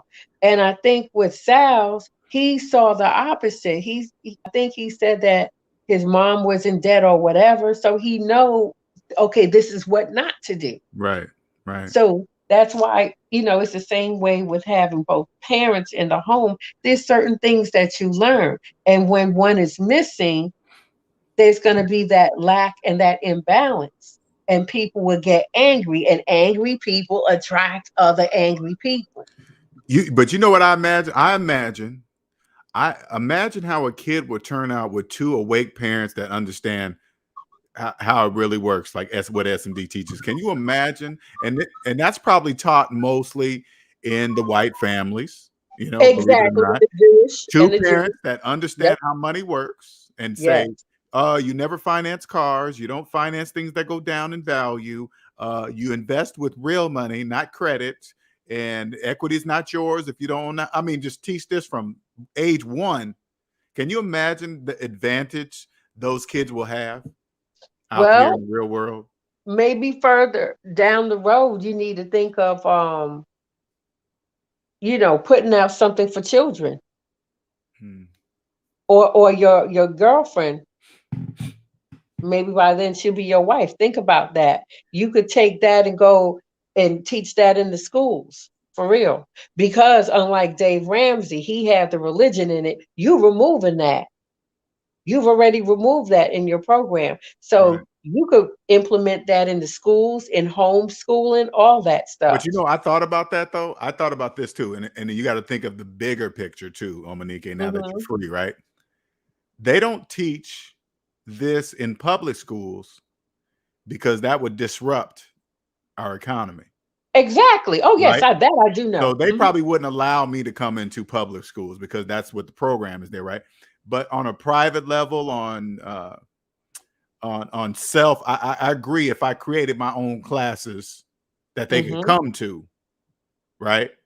Like And then, homeschooling programs. yeah, Yes. some kind of homeschooling program or something like that. But you know, it all starts with the parents. Get the parents on board, and they will really naturally do this for their children, right? That Hmm. that, that would just happen naturally. Right. But remember what you said. Being debt free cannot be the majority, because this True. is how the economy Right. works. Right. So yeah, so you of course will have to be creative Right. and get with, you know, certain people, because really the majority does not homeschool either. They want their kids because it's easier to throw their kids in the system and they Right. just deal with work and all that stuff. Right. Well, because they have to work. I mean, it's just it all goes together. You in debt, you have to work. That means you can't really homeschool. It all really Right. connects, right? But if you don't Right. know that, so yeah, yeah, that's a good, Yeah. it just to be able to reach young parents right now thinking about having children, it would Hmm. probably change, because when you're young, they always say some stupid stuff like, "Oh, there's never a good time to have children. They just Yep. happen." No, that ain't true. You That's own true. yourself first. You'll know exactly when and when not to have children. Hmm. Hmm. That's true. I mean, what's that? My mother even told me before. She said, "Oh, you're going to be a spinster." What's that? That's an old term, meaning you're going to be an old lady that never got married or have children. A spinster. Yeah, People be coming up with some of the weirdest names for what, but she don't know that you're happy. she doesn't care. Mm. She Well, you gotta doesn't remember, she care. probably will never be She's able to in experience debt. what you're experiencing. See, she can never possibly experience what you're experiencing right now because she's in debt. Exactly. She's in debt. Please, most of my family members are in debt. I told you about my cousins. I love them dearly. But Hmm. you remember I told you about them? Hmm. I do. I do. Yeah, they're in debt. Right. You just They're gotta they're you just gotta ignore them now. They will never be able to feel what you're feeling right now. No, I mean, one of them no, and the other one I'll tell in January, we selling the house, and I know she's gonna freak out, but it's my life. I'm grown. So, and I'm happy. But Right. hey, Yeah, like I said, I'm glad you jumped up here to talk because I really love it when I want them to hear how your journey is going. I mean, you're just beginning your journey, really, right? I just yeah. want them to just hear it from you. Like everything you're experiencing, hear them slave splaining. They don't hear them talking about themselves. I want the people to know that is real, a And not whole different only financial dimension. not only that, but it's like the first after I paid off my debt, I still felt the anxiety, and I'm feeling it leaving. Yes. You know what I'm Mhm. saying? Yeah. And it was just like, wow, when that guy told me, he doesn't even know me. Right. Okay. It was a stranger. He said hello and he said, "You look really peaceful." That's amazing, right? That It is just is. that's amazing. All I could So do when was he said smile. that, what did you think to yourself when he said that? I said to myself, damn, LJ was right. And I was Mhm. like, I'm debt free. I didn't tell him, well, I'm debt free. I just said, Right. thank you. Then And you I don't just picked tell up him my why they smile. feel that energy. You know why he's seeing or feeling. You know it. Hmm. He doesn't know it. Right. Hmm. Right. So it's just, man, it's it's wonderful. That's all I could Yeah. say. And just like you said, that once that it takes a minute for that anxiety to dissipate, but once Yes, it does, because it's been there for so long, it's just not gonna happen overnight. It takes a little bit of minute. I mean, it takes a little minute, but it'll go away. And then once it's gone, it's gonna be like, I don't know. That part I can't really explain. You're just gonna be freer than ever. yeah, yeah. Right now, the anxiety is leaving. I could say Right. that. Mhm. Like I say, even my driving is different. I'm You're just like, driving? yeah, I'm in Florida. Oh. Yeah, I'm just like taking my time because I'm Oh, always oh, oh, yeah, worried yeah, yeah. about, am I going too slow, whatever. Now I don't give a damn. They just Right. go around me. I'm just Right. like, yo, Does it's my traffic bother you world. anymore? Does traffic bother you anymore? Not at all. At all, right? I try to tell people that traffic don't bother me, right? It just don't bother me because we're not always in it. We don't have to be in it. It's a choice. Exactly. If we Yes. got an appointment at a certain time, we have to be in it. But we know that that's not an everyday thing anymore. Well, you know what? Even when I start, because I'm going to take an assignment next month. Even if I will be in it, because I told them I'm only going to work like 3 days a week or whatever. Mhm. I know what time I have to be there. I'll leave there early enough, to get there, and I'm just going Right, to cruise on there and do my job and be happy, right, but I'll take an assignment on my terms. And my terms, like I told you before, it's not that 8 hour, 5 days a week. No, I want 3 12s. That's it. Did you tell them what you wanted? Yeah, I told him. I told the recruiter, I said, look, I'm debt free now. So this is what I want. And Do I they even told them know what I when want. when you said that? Did they even know what you meant when you said I'm debt free now? Did they know Yeah, what that? yeah. I told them that I'm selling a house. This is the position I'm going to be in. So this is what I want, because it's not like, I have to work because I have credit cards, student Hey, loans, all Frenchelle, this put your stuff. mic on mute, Frenchelle. You know what I'm saying? So Uh-huh. I told the recruiter that to let him know, hey, these are my terms. I So if know they'd my be shocked. I know they'd be shocked when you talk like that. yeah, I think he was. I think he was. Yeah. Right. Yeah. But I mean, if it takes longer for me to get an assignment, then so be it. You know what I'm saying? Hey. Whatever. Relax for that month. Get that full month in. Relax. Yes, yeah. So I wanted to start December, but if it goes to January, I'll do that. I'll It just, just it just is. Exactly. It just is. exactly. I'm Mhm. not forcing anything. And tell you the truth, LJ, like um earlier this month, I was like, oh, I need to start working in December because I was working off that lack. You Mhm. understand? Mhm. And now I feel better. I feel like, well, if I don't work next month, that's good because I have money Right. sitting in an account. You'll get used to it. You'll get used to it. Yeah. It's a thing that you're detoxing from that. Yes, I am. That's what it is. You're detoxing from it. Once it took me about a year to break the 40-hour work week anxiety type Mhm. of stuff there. Once I broke it, I was like, oh, okay, this is life. All right, this is life. Yeah. I mean, I still have to work, but it's going to be on No, it's my different terms. though. It's different. You Yes, know, it is. it's different. I mean, because I don't want people thinking because you're debt free, you stop working. I'm just telling people once you become debt free, you look at work different. You see it for the tool that it is, and you're not Exactly. doing anything for free. This is business. This is what I'm doing. This is what I'm not going to do. This is what I'm getting paid. Period. That's it. As a matter of fact, my PRN job that I have here in Tampa, I told them I'm going to be off for a month, right? Because Mhm. I didn't tell them I sold the house. But they called me and they're like, oh, I have to come in and do such and such, this competency thing as a med tech. So I'm like, okay. But when I got there, I did what I had to do. But I told the supervisor, look, do not call me whatsoever. I am off. And she's like, oh, yeah, but this is something I have to do. I'm like, well, I'll be traveling soon. So if the Right. competency come up again, I will not be here. Right. And I told her that. And what she I said. said, because she didn't say, oh, she's like, okay, I'll take you off the list. Because if I'm going, you think I'm going to drive back from wherever to do a Right. competency? Right. I'm not going to do it. Right. You know, I appreciate. so Oh, I'm sorry. Go ahead. Oh, I thought you were done. oh, I'm sorry. Go ahead. yeah. So now I feel even more empowered, to let them know when I'm working, when I'm not working, and Yes. even if I want to do their damn competencies, Yeah. give it to someone else. Yeah. Right. Oh, people are like, "Are you crazy? You talk to your boss like this?" Like, no, that's I called sure that's do. called business. Oh, wait till I start the jobs and they want me to work overtime. For what? Right. Right. You got to Mm-mm. come back and tell us about that. I'm curious. I want to hear it. Oh, I will, because when I'm not working and I see you're on, I'll let you know. Okay. Hmm. I appreciate it, Monique. Thank you for jumping on. Appreciate it. You're welcome. And Always. thank you for everything you've done. I I really appreciate. appreciate you Thank and you the very family. much.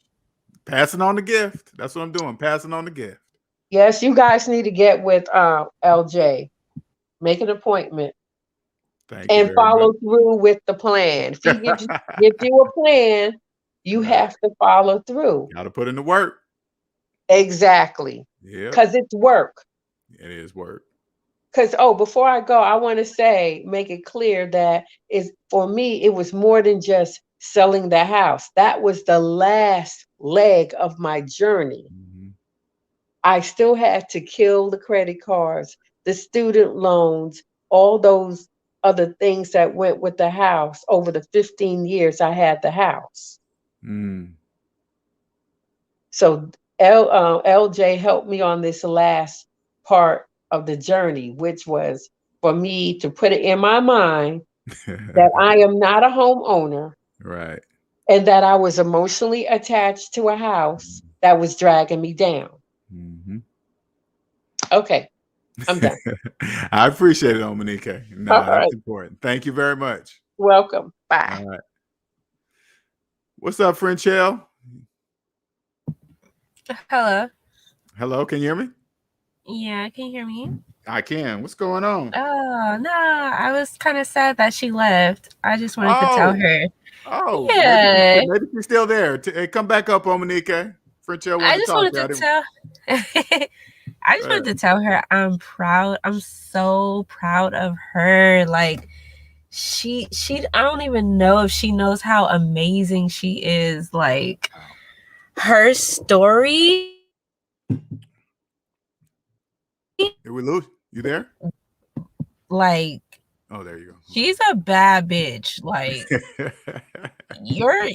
you're so dope. Like, and I just want to point out too, like LJ, do you understand? You should be proud of yourself too. Are you You bouncing in and out. proud of yourself, You're LJ? coming in and out. Can you hear me, French? You're Like, coming what's in your and out. the impact? Can you hear me? Yeah, you're coming in and out. I'm not sure if you're moving or anything. Can you hear me? Yeah, go ahead. Yeah, like you should be really, really proud of yourself. Like the impact that you're doing on people. Um, like, do you realize how you're affecting people's lives but in a good way though? Right. No, the reason why I say I do, because I know I'm sharing what I feel inside, right? I know I'm sharing a very powerful thing because I'm doing it, right? And I'm just sharing it with you. And to see you guys, just like listening to your last story about the last dude, you were telling me what you were hearing that you didn't hear before. That shit makes that is what drives me. That's what helps me know I'm going the right direction. Yeah, I mean, what you're doing for people is amazing. I mean, you know, um I would have never gotten this information. I mean, I come from a great family, good people, but nobody has never taught me this ever, nobody. But it's crazy because um my uncle, when I was in debt, my uncle who filed chapter 13, Hmm. he told me to file chapter 7. Oh, he And did. He did. He was like, okay. file chapter 7. And he was very specific. He said, don't do 13, do chapter 7. Okay. So I was like, okay. So when I go in there and I do my due, I'm thinking about him and I'm like, well, why didn't he file chapter 7? Like, why did he file chapter 13 and he still kept his debt, you know? Uh-huh. And then yeah. Did he give you the reason between the two, or he just said file chapter 7 and didn't tell you why? He didn't give me the reason. He just started laughing. He was like, Frenchelle, file chapter 7, your debt is wiped clean, like you're gonna be straight, blah blah blah. Right. And I was like, just that instantly, like that. And he was like, just like that. So he said, but he did tell me it's going to be on your credit report for like 7 years or whatever, blah, blah. 7 to 10 years. But when you ain't got no debt, who cares how long it's on there? Because you don't care. You got money. You don't care. But it took me like a year to do it because I was so embarrassed. Like, I was like, oh my gosh. Like, that's what people make you feel like, don't they? They make you file like you're a loser if you file chapter 7. I felt like a loser. I did. I was like, dang, I came all the way to this. It boiled down to this.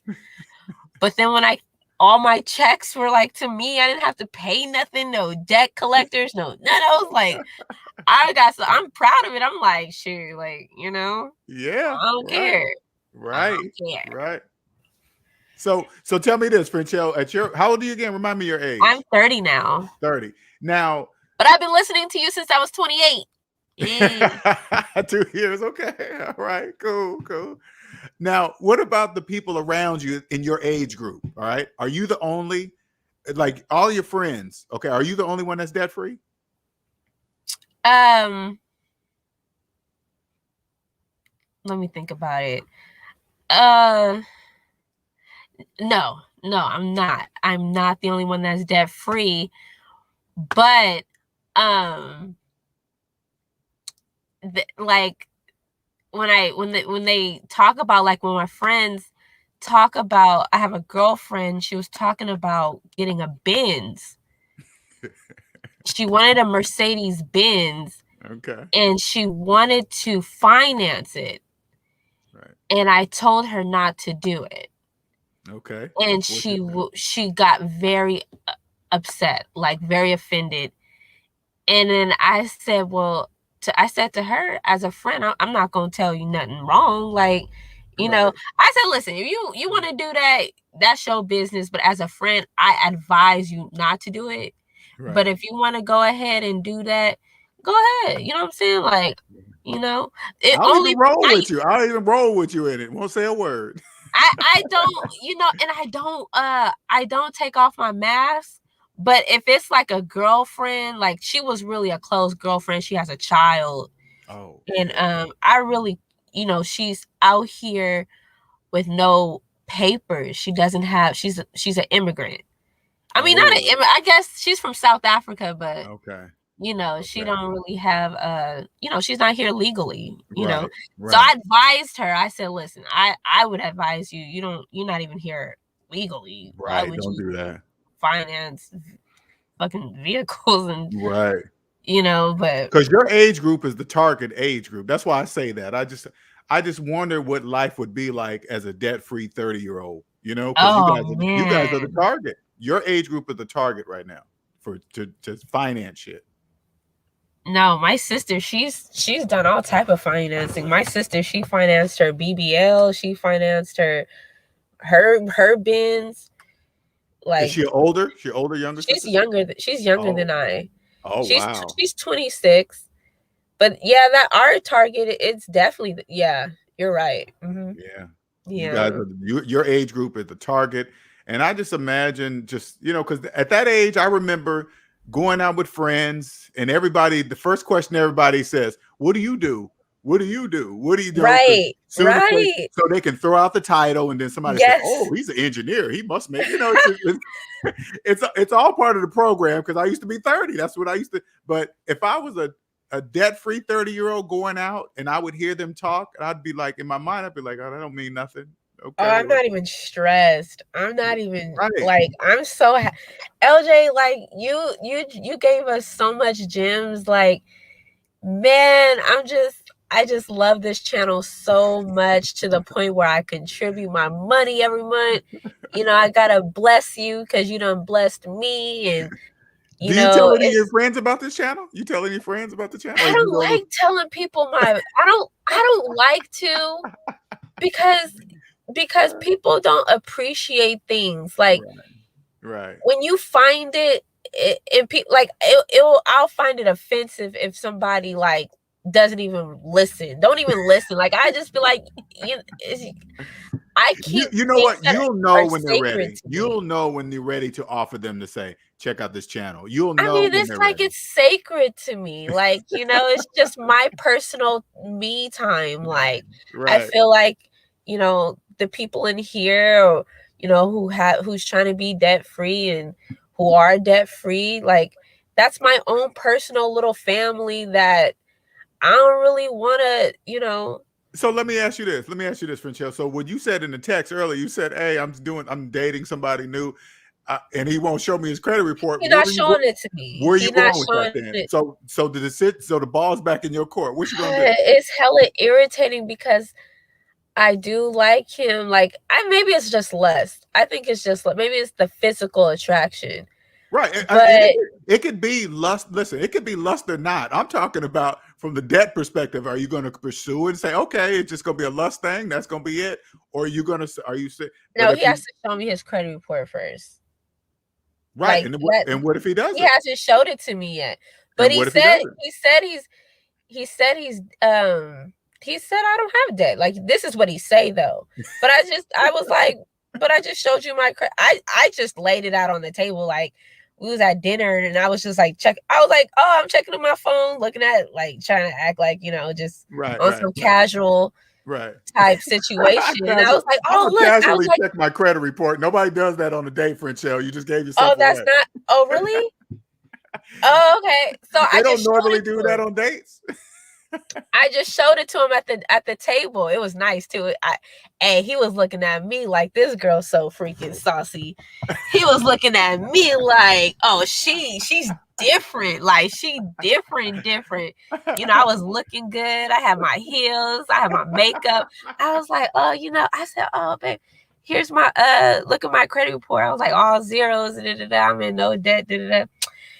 He was like, well, he was looking at it and he was like, well, what's the chapter 7? I was like, oh, I filed bankruptcy. I had, and he saw the car repossession. I was like, my car, you know, was repossessed, but I was stuck with the loan. Right. I was stuck and I didn't want to pay the loan and I don't got the actual vehicle.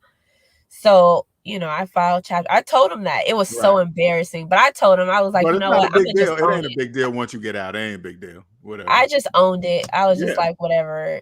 And he was like, okay. And I was like, but I ain't got no. I said, you see there, taxes 0, student loans 0. You know, no child support, no credit card debt, nothing, right? Okay. What'd he say? What'd he say? He was just looking at me like, okay, you know, he just respect. It was respect, you know. So how'd you say, okay, let me see yours, or were you waiting for him to respond? I was waiting for him to show me his, or I mean, I know he ain't about to go into his username, password. Maybe that was doing too much, but he told me he doesn't have debt. You know, he told me. Well, you know, okay, tell me this. Okay, now that you can you hear him saying anything like slave splaining? Can you hear have you heard any slave splaining? I haven't heard any slave splaining. I haven't heard it yet. Okay. I haven't heard it yet, but I went out clubbing with him and his friends, and his friends they said something. I don't know. He said something when he came to they dropped me off at the house, and they saw it's my dad's house, but they liked the house, and they was like, oh, when they gonna put it for sale on the market? He was like, I'm gonna buy it cash. I was like, oh, you gonna buy it cash? They said, so I was like, maybe he got friends that are like that too. I don't know. Who said I'll buy it cash? His friend. It was just, I don't know. Okay. It was just came in from the club. We was talking shit, but right. Well, you know what? How long you been seeing them? It's been like 3 months now. You probably would. Okay, you probably would have heard some slave explaining by now, because they don't. You got to remember, they don't know they're talking debt, right? When they're in debt. So I don't know. You might. Don't get me wrong. I still want to see it, but you know, if you ain't heard no slave explaining by now, he might, maybe not. You know, doesn't say. Did you look at his phone? Did he say I financed? I'm making payments on the cell phone or anything like that? No, you know what's so funny? And you changed me. You changed me so much, because his phone actually is like fucked up right now. Excuse my language. It's messed up, right? It's messed up. He has an Android and it's messed up. Like, and I was like, you know what? I'm not materialistic anymore. Like, Right. but I'm not materialistic. I didn't even care about that. You know what I'm saying? Like, I'm Right. like, I was like, oh, don't go into debt trying to get you a new phone. Like, I wouldn't even trip if you had a little cheap phone, as long as you can call me. Right. You know what I'm saying? Right. As long as we could text, you know, like I don't care no more about that stuff. Like, oh, he gotta have the latest this, he gotta have the latest that. Like, all these fake YouTube 6-figure, he gotta have this, he gotta have that. Like, I don't even care about that stuff no more. Right. I don't even care. Birkin bag or whatever the heck, you know, I don't even care. It's like, do you own yourself? Like, are you out of debt? Do you own yourself? Do you own yourself? Like, it's a truly a blessing to be in the position you're at in 30, because like I said, your age is the target right now, and you can see what a lot of 30-year-old people are not going to be able to see. You know, my sister, she's just different than me. She got a Mercedes Benz. You know, I'm more, you know, I would like all that stuff. I would love all that stuff, but if I can't afford it, I just simply can't afford it. You know what I'm saying? You'll be able to have it one. I mean, if you want it, you know, just make up in your mind that you're going to get it, and then you'll naturally create your own business and doing something. Because right now at 30, you got no kids, no responsibilities. You can really start to think about, to say, what would Frenchelle love to be doing that wouldn't feel like work, and would earn, you know, like right now with SMD, this is more than a business. This is I'm trying to create a legacy. Right. Right. So when you start to think about your own, what is it that, you know, really think about, what is it that Frenchelle would love to do that wouldn't feel like work, that would contribute, change somebody's life, or whatever. It could be anything, you know. Just start thinking in that manner, and then it'll naturally start coming to you. So this is the thing I wanted to talk to you about, because I saw that video you posted of Robert Kiyosaki, right? Yeah. And the business debt, that, you know, when you say like, okay, personal debt and business debt is different, and you don't mind the business debt, but as someone who's debt free now, that still kind of scares me, LJ. Well, okay, so as a debt. debt-free person, okay, I'm gonna talk to you different than I would somebody else, right? As a debt-free person, you will know how to use and the purpose of business debt. Debt is debt. It's still bad. Okay. I'm not saying you notice I didn't say, hey, business debt is good debt. You know, you'll never hear me talk like that. What I'm saying is that you will know how to use the business debt if you happen to need it. Like, if you start a business and you need a loan to start something, right? You won't accept nothing less than the best business loan there is to offer on the market, because first of all, you don't even want to get it. But if you have to get it, you will only accept the best one. And they will know you mean business, because when they run your credit report, Frenchelle, they're going to know you have no debt. So the bank is going to know that you know. Because they don't see 30-year-olds with no debt. They don't care about the bank. Trust me. What if they saw the bankruptcy? Right. Exactly. They know the bankruptcy is there for a purpose. That's a tool. And this is how they know you will have used the tool right. This is how they're going to know. You filed bankruptcy and you didn't go out immediately and start getting more credit cards and financing another car, because that's what people do. When they get Chapter 7, they'll go out, get some more credit, start financing the car, talking about their building up their credit. But with you, they will see that you filed bankruptcy and have never touched credit again. So they're going to know that somebody's been talking to you. You know something because you didn't start the whole cycle. You use the bankruptcy chapter 7 for the tool that it is, for somebody waking up and say, oh shit, I fucked up. But there's this will people get out me out? here Yes. that filed chapter 7 twice. What's that? There's people out here that's filed chapter 7 twice. Those are the people that don't know. They will those are the people that the bank will abuse. People that filed bankruptcy and didn't learn their lesson and did it again, chapter 7 twice, they didn't learn their lesson, so they're going to abuse them. But you filed chapter 7 as a 30-year-old and haven't financed nothing since, they're going to be like, oh shit. Oh no, I got PTSD. I'm not doing that. She knows. They'll know that you know, so they're going to know if you walked into the bank and said, I want a business loan, but I'm only going to accept the best one that's offered. I don't even want to touch no business loan. I'm so freaking like traumatized. I don't even want to touch no loan. I don't want. That's what I'm saying. That's a last resort, like though, that. Britzel. That's a last resort. I'm saying if you came up with this awesome idea that you knew was going to make some money right off the bat, you just needed to get into this building, or you needed a certain piece of equipment or something, whatever, right? The bank's going to know, hey, I had no choice but to do this because I know I'm going to triple my money once I get this machine. So I have a quick question. You might not can answer it for me, but I'm gonna ask anyway. Mm-hmm. So like people use real estate as business, like flip housings and stuff. Right. If like they'll buy homes and then like sell it. Is that considered if someone did it on their like as a personal loan, as a mortgage, and tried to do that, would you still consider that a business or No, I would. If I hear somebody talking about their flipping homes, you know what I'm gonna ask them? You got student loan debt? If they say yes, I'm not listening to a word they're talking about flipping homes, because you can't do any of that. What they're doing, that's impossible. They haven't even flipped their own self. They're flipping the self. You can't make no money. You're in debt. But what if the person doesn't have student loans and they're doing that? If they have no personal debt, I'm okay. I'm cool. You can, as long as you understand the risk that you're doing. Okay. If they're not in personal debt and they're flipping homes, I would listen to them. Okay. Okay. They just cannot be in, because that's step number one. If they're in, first I want to know how they treat the business of themselves. If the business of themselves is not in business, I'm not listening to any type of business outside of themselves. So what is this psychology, LJ, that they did to us? Is it the commercials?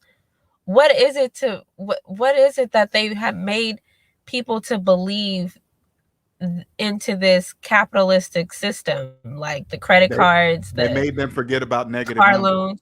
They made them forget about negative numbers. Psychologically, they cannot see negative numbers psychologically. Debt slaves don't know negative numbers exist. That's the program. That's the psychology. They don't know. Like, listen, they don't know that you can't buy a house with a mortgage. That's mathematically impossible. If they just open up the calculator, they would see that they don't own a house. You can't buy a car with a car loan. You can't invest while have student loan. If they could see negative numbers, they would know that. That's what makes our capitalist economy work. The majority must not have the ability to see negative numbers psychologically. That's it. That's the answer.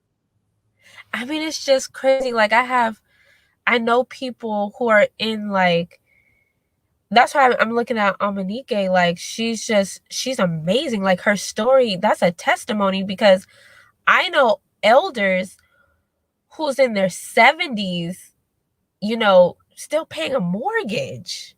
Right. Yeah, that's insanity right there. Like even with their with the property tax too. Correct. And I'm just like, dude, just let the house go and just rent somewhere. Right. Like why? You gotta remember. I mean, I don't know. Renters know they're renting. People with mortgages do not know they're renting. A person with a mortgage will down a renter in a minute. They will down a renter in a minute. Oh, you're renting, you're throwing away money, but they don't know they're renting from the bank.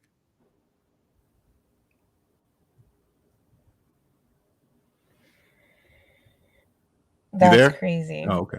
Yeah, That's the program. I'm just That's the like, once wow. you accept that, Frenchelle, let it soak in. Let it once you come into reality to say, this is what it is. Basically, it's a fancy way of saying we trust the calculator, the majority does not. That's what it really is. And they don't know it. They don't So know. what do I say to people when they're saying, "Oh, well, you know, you're paying on rent the same amount of money that you could be paying towards your own house?" You Because don't that's say what, you anything. know, I live in California. You say to yourself, they're part of the program. They're just running the program. They don't know they're running the program. You say, okay. Out loud, you say, okay. But in your mind, you say, oh, they're running the program. They don't know they're running that program. And you got to realize the majority must be that way for our capitalist economy to work. The majority must be in debt and not know it.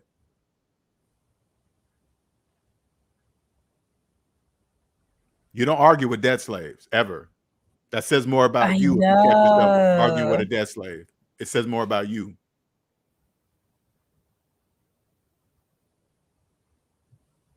Wow. You're in a Yeah. powerful place in your life right now at 30 to have this knowledge. It's This is very scary though. powerful. This stuff it's this stuff is really, It really, is really, scary. really That is scary. I ain't scary. gonna lie. That's scary. It is. That's scary because it's like, you know, I'm very big on protecting my energy and who I share spaces with. Mhm. And it's just like, ooh, you know, certain conversations sometimes I have to, you know, exit away from. Because no, Yeah. seriously, because you Yes. know, words are powerful, Yes. you know. Mhm.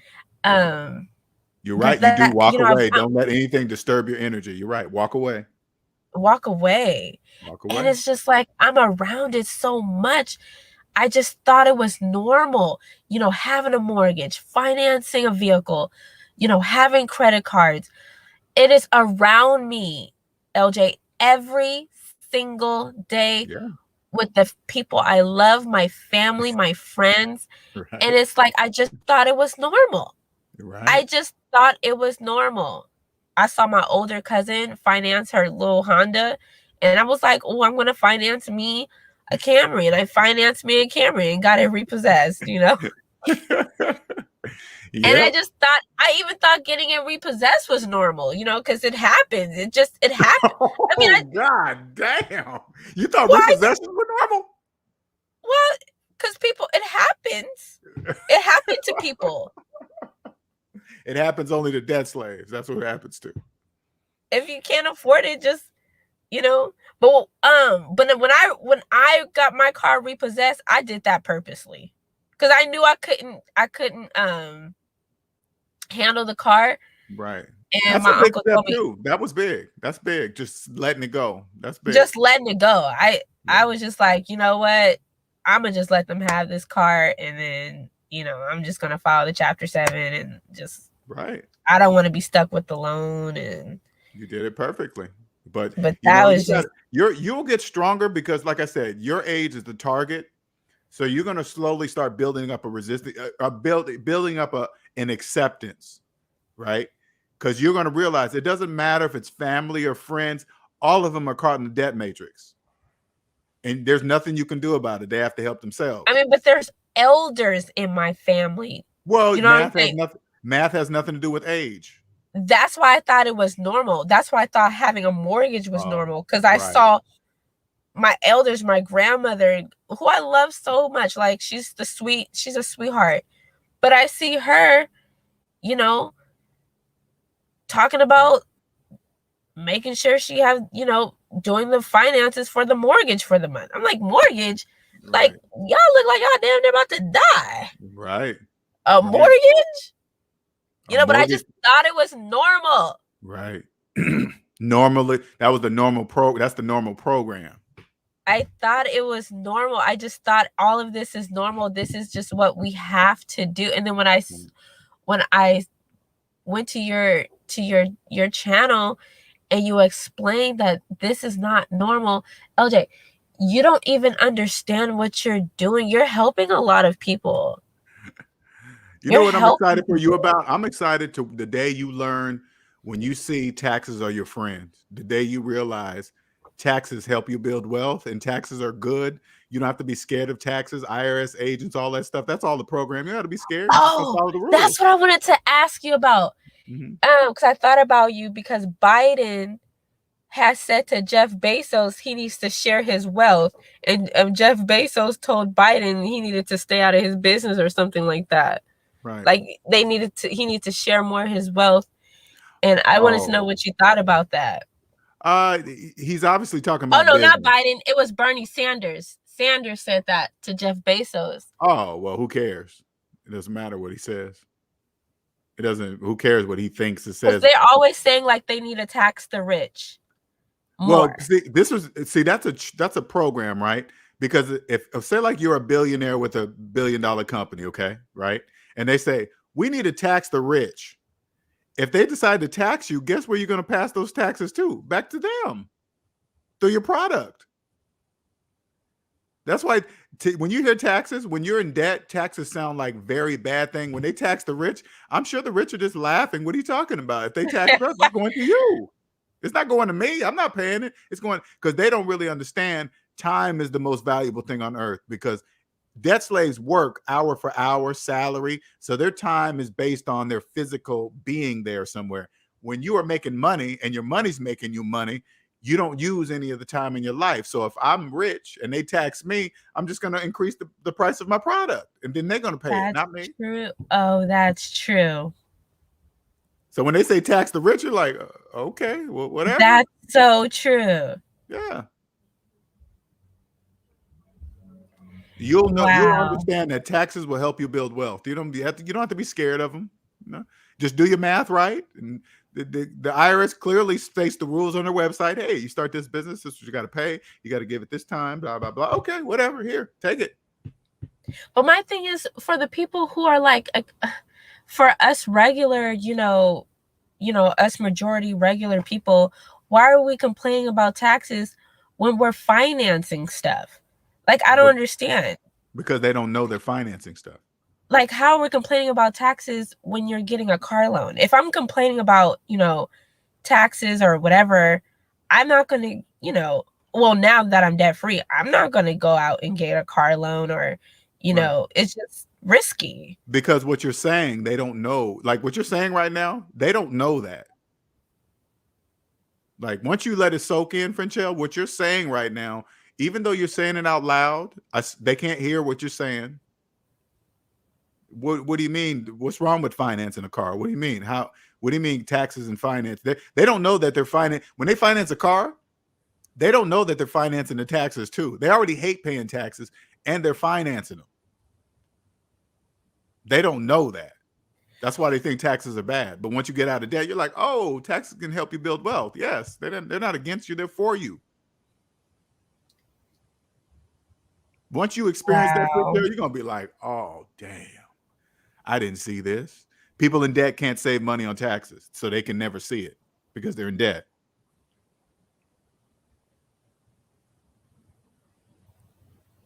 Wow. Okay, LJ, I'm gonna leave. All right. Enjoy that 30-year-old debt-free life. I want to know those experiences because you got a long ways to go, young lady. Really? I feel old though. Like that's a program. I kept saying what I was just telling him. I said 30. That's a trick. That's a program. 30 is far from old. I promise you. I feel like it, but I guess so. Yeah. But I love that I'm debt free. My dating is just I'm not even you think I want to ask you this too. Do you think it will be hard for me? I'm kind of like right now not trying to be sexually active in dating, and it's really hard to find a dude that's on the same, I don't know. Because everything is so hype. It has nothing to do with the other person. You just got to make up in your mind that's what you're going to do, and that's it. It has nothing to do with them. I'm losing a lot of guys. Like they stop talking. Like they're not interested. Whatever. They're telling you the answer. You just got to accept it. They're like, hey, I want to, they say, I'm out here, I want to be sexual. You don't? Okay, it's not going to work. Cool. See you later. You got to make up in your mind that's what you want to do, Frenchelle. If you want to do it, that's what. But if you don't, then don't. But just, and you just say like this: you date a guy, you're sexually attracted to him, but he's deep in debt. You got to make up in your mind. You're gonna make up in your mind. Okay, I'll continue. I'll have sex with him, but I'm gonna make sure it's clear that this relationship's going nowhere. You better believe a guy will never have heard that before. Hey, we're gonna do this, but I want you to understand this is not gonna change our situation. This is never going above anything. I don't think as a woman I could even. I don't. No, seriously, because it's too risky. Right. That's what I'm saying. That's what I'm saying. Once you make I up in don't your even. mind, you're going to trust this thin piece of layer of rubbers, whatever, from this manufacturing company that don't guarantee 100%. You're going to trust this company. They don't guarantee nothing. Good luck. Especially with a debt slave? I don't think so. Not for me. Wait, do you be telling your kids about this? Did your kids know? Well, I wasn't, when I was raising my boys, I was in debt. Okay, so I tell them now, they listen to me now, but my girlfriend, she has a young son, he's 7 now. He's going to know this information. He's going to know this information. Wow, that's so dope. Yeah. If I knew this information, I would have never been in child support court and all this stupid nonsense, lawyers. That would have never happened. That would have never happened.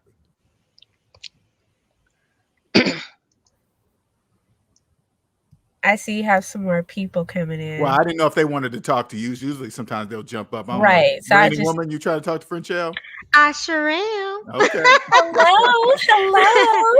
How you do? I do well, thank you, Frischelle. How are you? I am fine, thank you. You're so welcome. First of all, I want to acknowledge you for your way of celebrating for and with Omanika as another woman, and especially as a young woman. I really want to acknowledge your celebration of her as another woman, and I want to thank you for that. Yes. I mean, what she did, is so brave. You just don't hear. You're not gonna hear. I'm just gonna be quiet. You're not gonna hear a person doing something like that. I mean, I have an uncle who is her age, and he filed Chapter 13, and he's keeping multiple of his properties, and he's still in debt, and he's really think he's about to retire. Yeah. He really think he's about to retire, but I don't say nothing. No, you can't. He's convinced.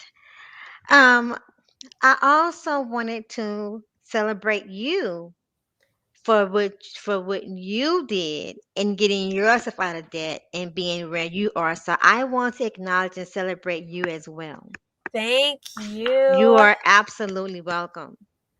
Now, woman to woman, about Yes, this ma'am. dating thing.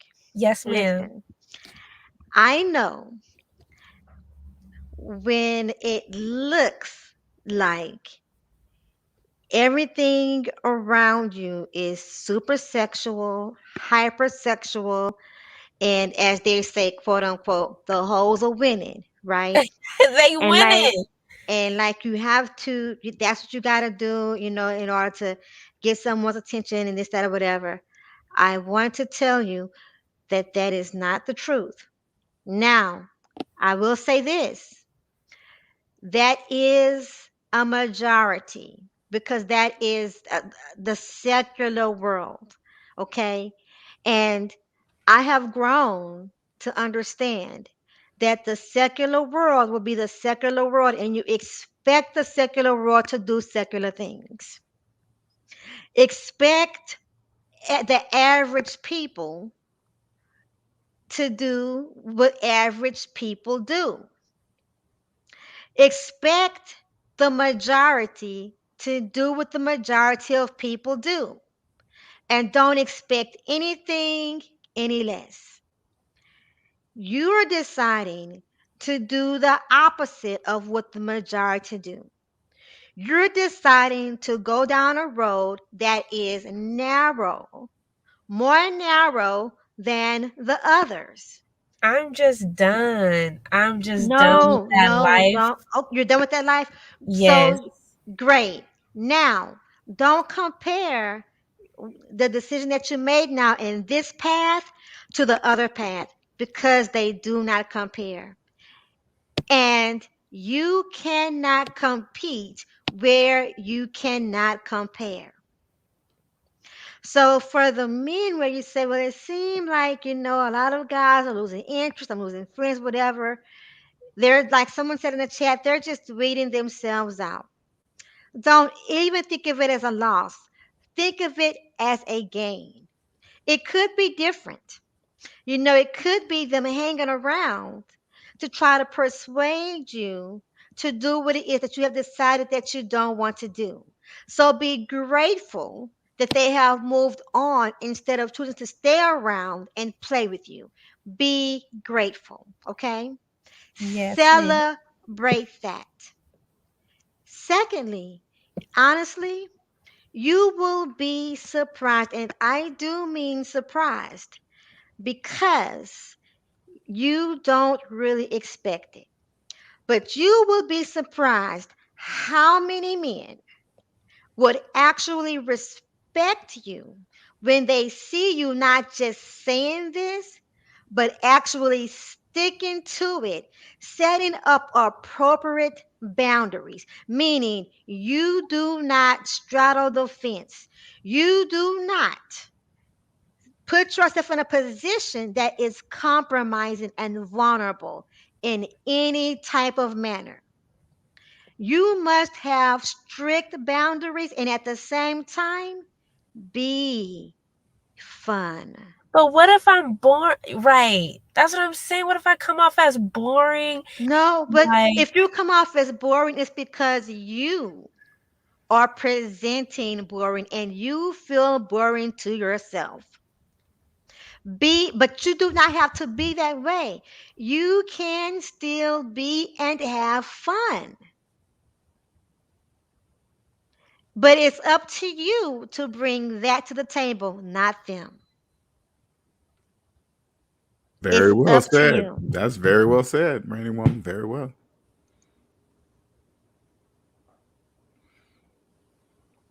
You there, Frenchelle? yeah. Okay. Now listen, I am available, woman to woman. I'm available. If you would like to talk any more offline, I will drop my email address and you can hit me up and we can talk as you so will. And what Put it in the private chat back there. You guys can put it in that private chat area Okay, since we're and both up there. everything will be confidential, just woman to woman, because been there, done that. Listen, and I just want to see all of you win. I just want to see all of you win. But it's there. It is there and it can be fun. And there is no loss. You have nothing but to gain. Nothing but to gain. I'm gonna go ahead and put my information in the back chat if you want it. And I'm gonna drop down that Andre's Yeah, page. Thank you, check back LJ. there, Rainy Woman. She put her information in there too. What's up, Andre? Hey, how y'all doing? What's up, sir? What's happening? Hey, Nothing but just, Andre. hey, how you doing, lady? Man, I'm excited about you. At your age, at 30, man, if I knew what you knowing at 30, oh my God. I know, Do right? you understand where you are and who you are? And then when you just said about you're not even thinking about having sex and stuff like that, Right, woo, man, do you understand where you do you realize where you are right now? Oh my right. God. Really? Really? I mean, I, and don't worry about people not if you like that and people when people know you're serious and know you're serious about, being sex free and all this stuff, they're gonna get away from you and you're gonna start being around people with the same mindset. So don't even worry about that. Don't worry being boring. You're not gonna be boring around like minded people. So don't even worry about that. well It's gonna said, be amazing. Andre. Well said. I like that. You're right. Yeah. That's I true. just feel like I'm just feeling like I'm at the age of like I'm 30. Like I want my husband. Like I'm ready. I don't want to be having SCX with a man who's not my husband. You know what I'm saying? Like, I've done that in my 20s, and it's just so risky, with all these different diseases, with, pregnancy. I just, I want to do it with my husband. And it's Right, like, and that's You good. none got of to these make up your guys, mind. Make up your mind. Make up your Right. mind. And that clubbing, I none of these mean, you're guys gonna want have to to be get away married. from it. Yeah, you got to get away from that atmosphere because the clubbing and stuff, they no. Believe me, and like you said, when you were serious and people know you're serious about it, the only people that are gonna be around you is the same like-minded people. So don't even worry about it. Being boring. Come Oh, on now, you're it's right. not boring. You're right. The club. Yeah. Yeah, because that atmosphere, The all you want to do is get club. in there. That's all we did when I was in the service in the Navy. We didn't go to the clubs to go. I can listen to music and stuff and drink any other time I want to. I went to the clubs for one thing. So, you know, if you want to get away from that, from you want to be in abstinence, you gotta be abstinent from the club too. 'Cause that's the main sex spot. That's what mostly everybody in there for. So you got to get around people that's got the same mindset as you, especially with the debt free stuff. You're right. It is far and few in between, I must admit, but again, you just got to make it up in your mind that that's what you're going to do. Once you make up in your mind, it's really not that difficult once you say, this is what I'm going to do, Yeah. period. And understanding that you are a gem. Exactly. There will be far and in between, far and in between for anyone to even compete with you. Right. Okay. Secondly, you're literally in a position to design your dream life. Literally. People would kill to be where you are right now. You are in a very, very, very powerful and dynamic place. Very powerful and dynamic. And when anything comes to your mind to make you feel any doubt and unsure and question your decision and question what you see around you, that is the enemy of the world being the enemy of you, so that you cannot listen to your true core inner self that wants to guide you higher.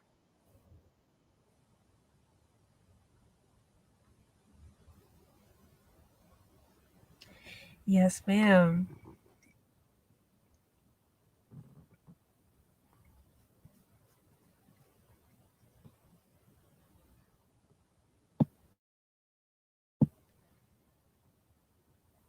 Hello?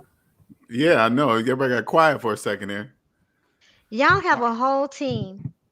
You and Javon, you have a whole team seriously just rooting for you. S&D family.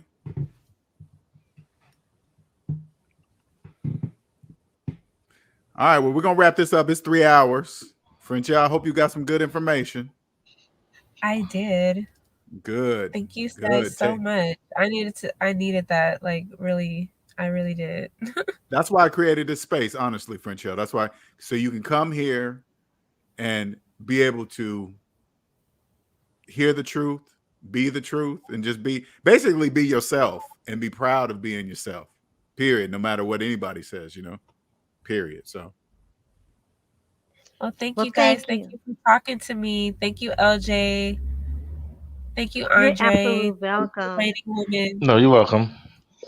I have your email here, so I'll be contacting you. Okay. LJ, thank you once again. mhm. Salute, salute, salute. Salute Thank to you. you, Andre. You as Everyone, well. good night. Thank you. All right. Good night, Brandon Woman. See you later, Andre. See you Appreciate it, later. man. Take care. Thanks again for coming on, man. Hey, God no bless everybody. problem. Omanike, thanks for jumping on too. Appreciate you. Thank you, everybody. I told you I'm liking the direction this is going. I like SMD to do the opposite of the majority.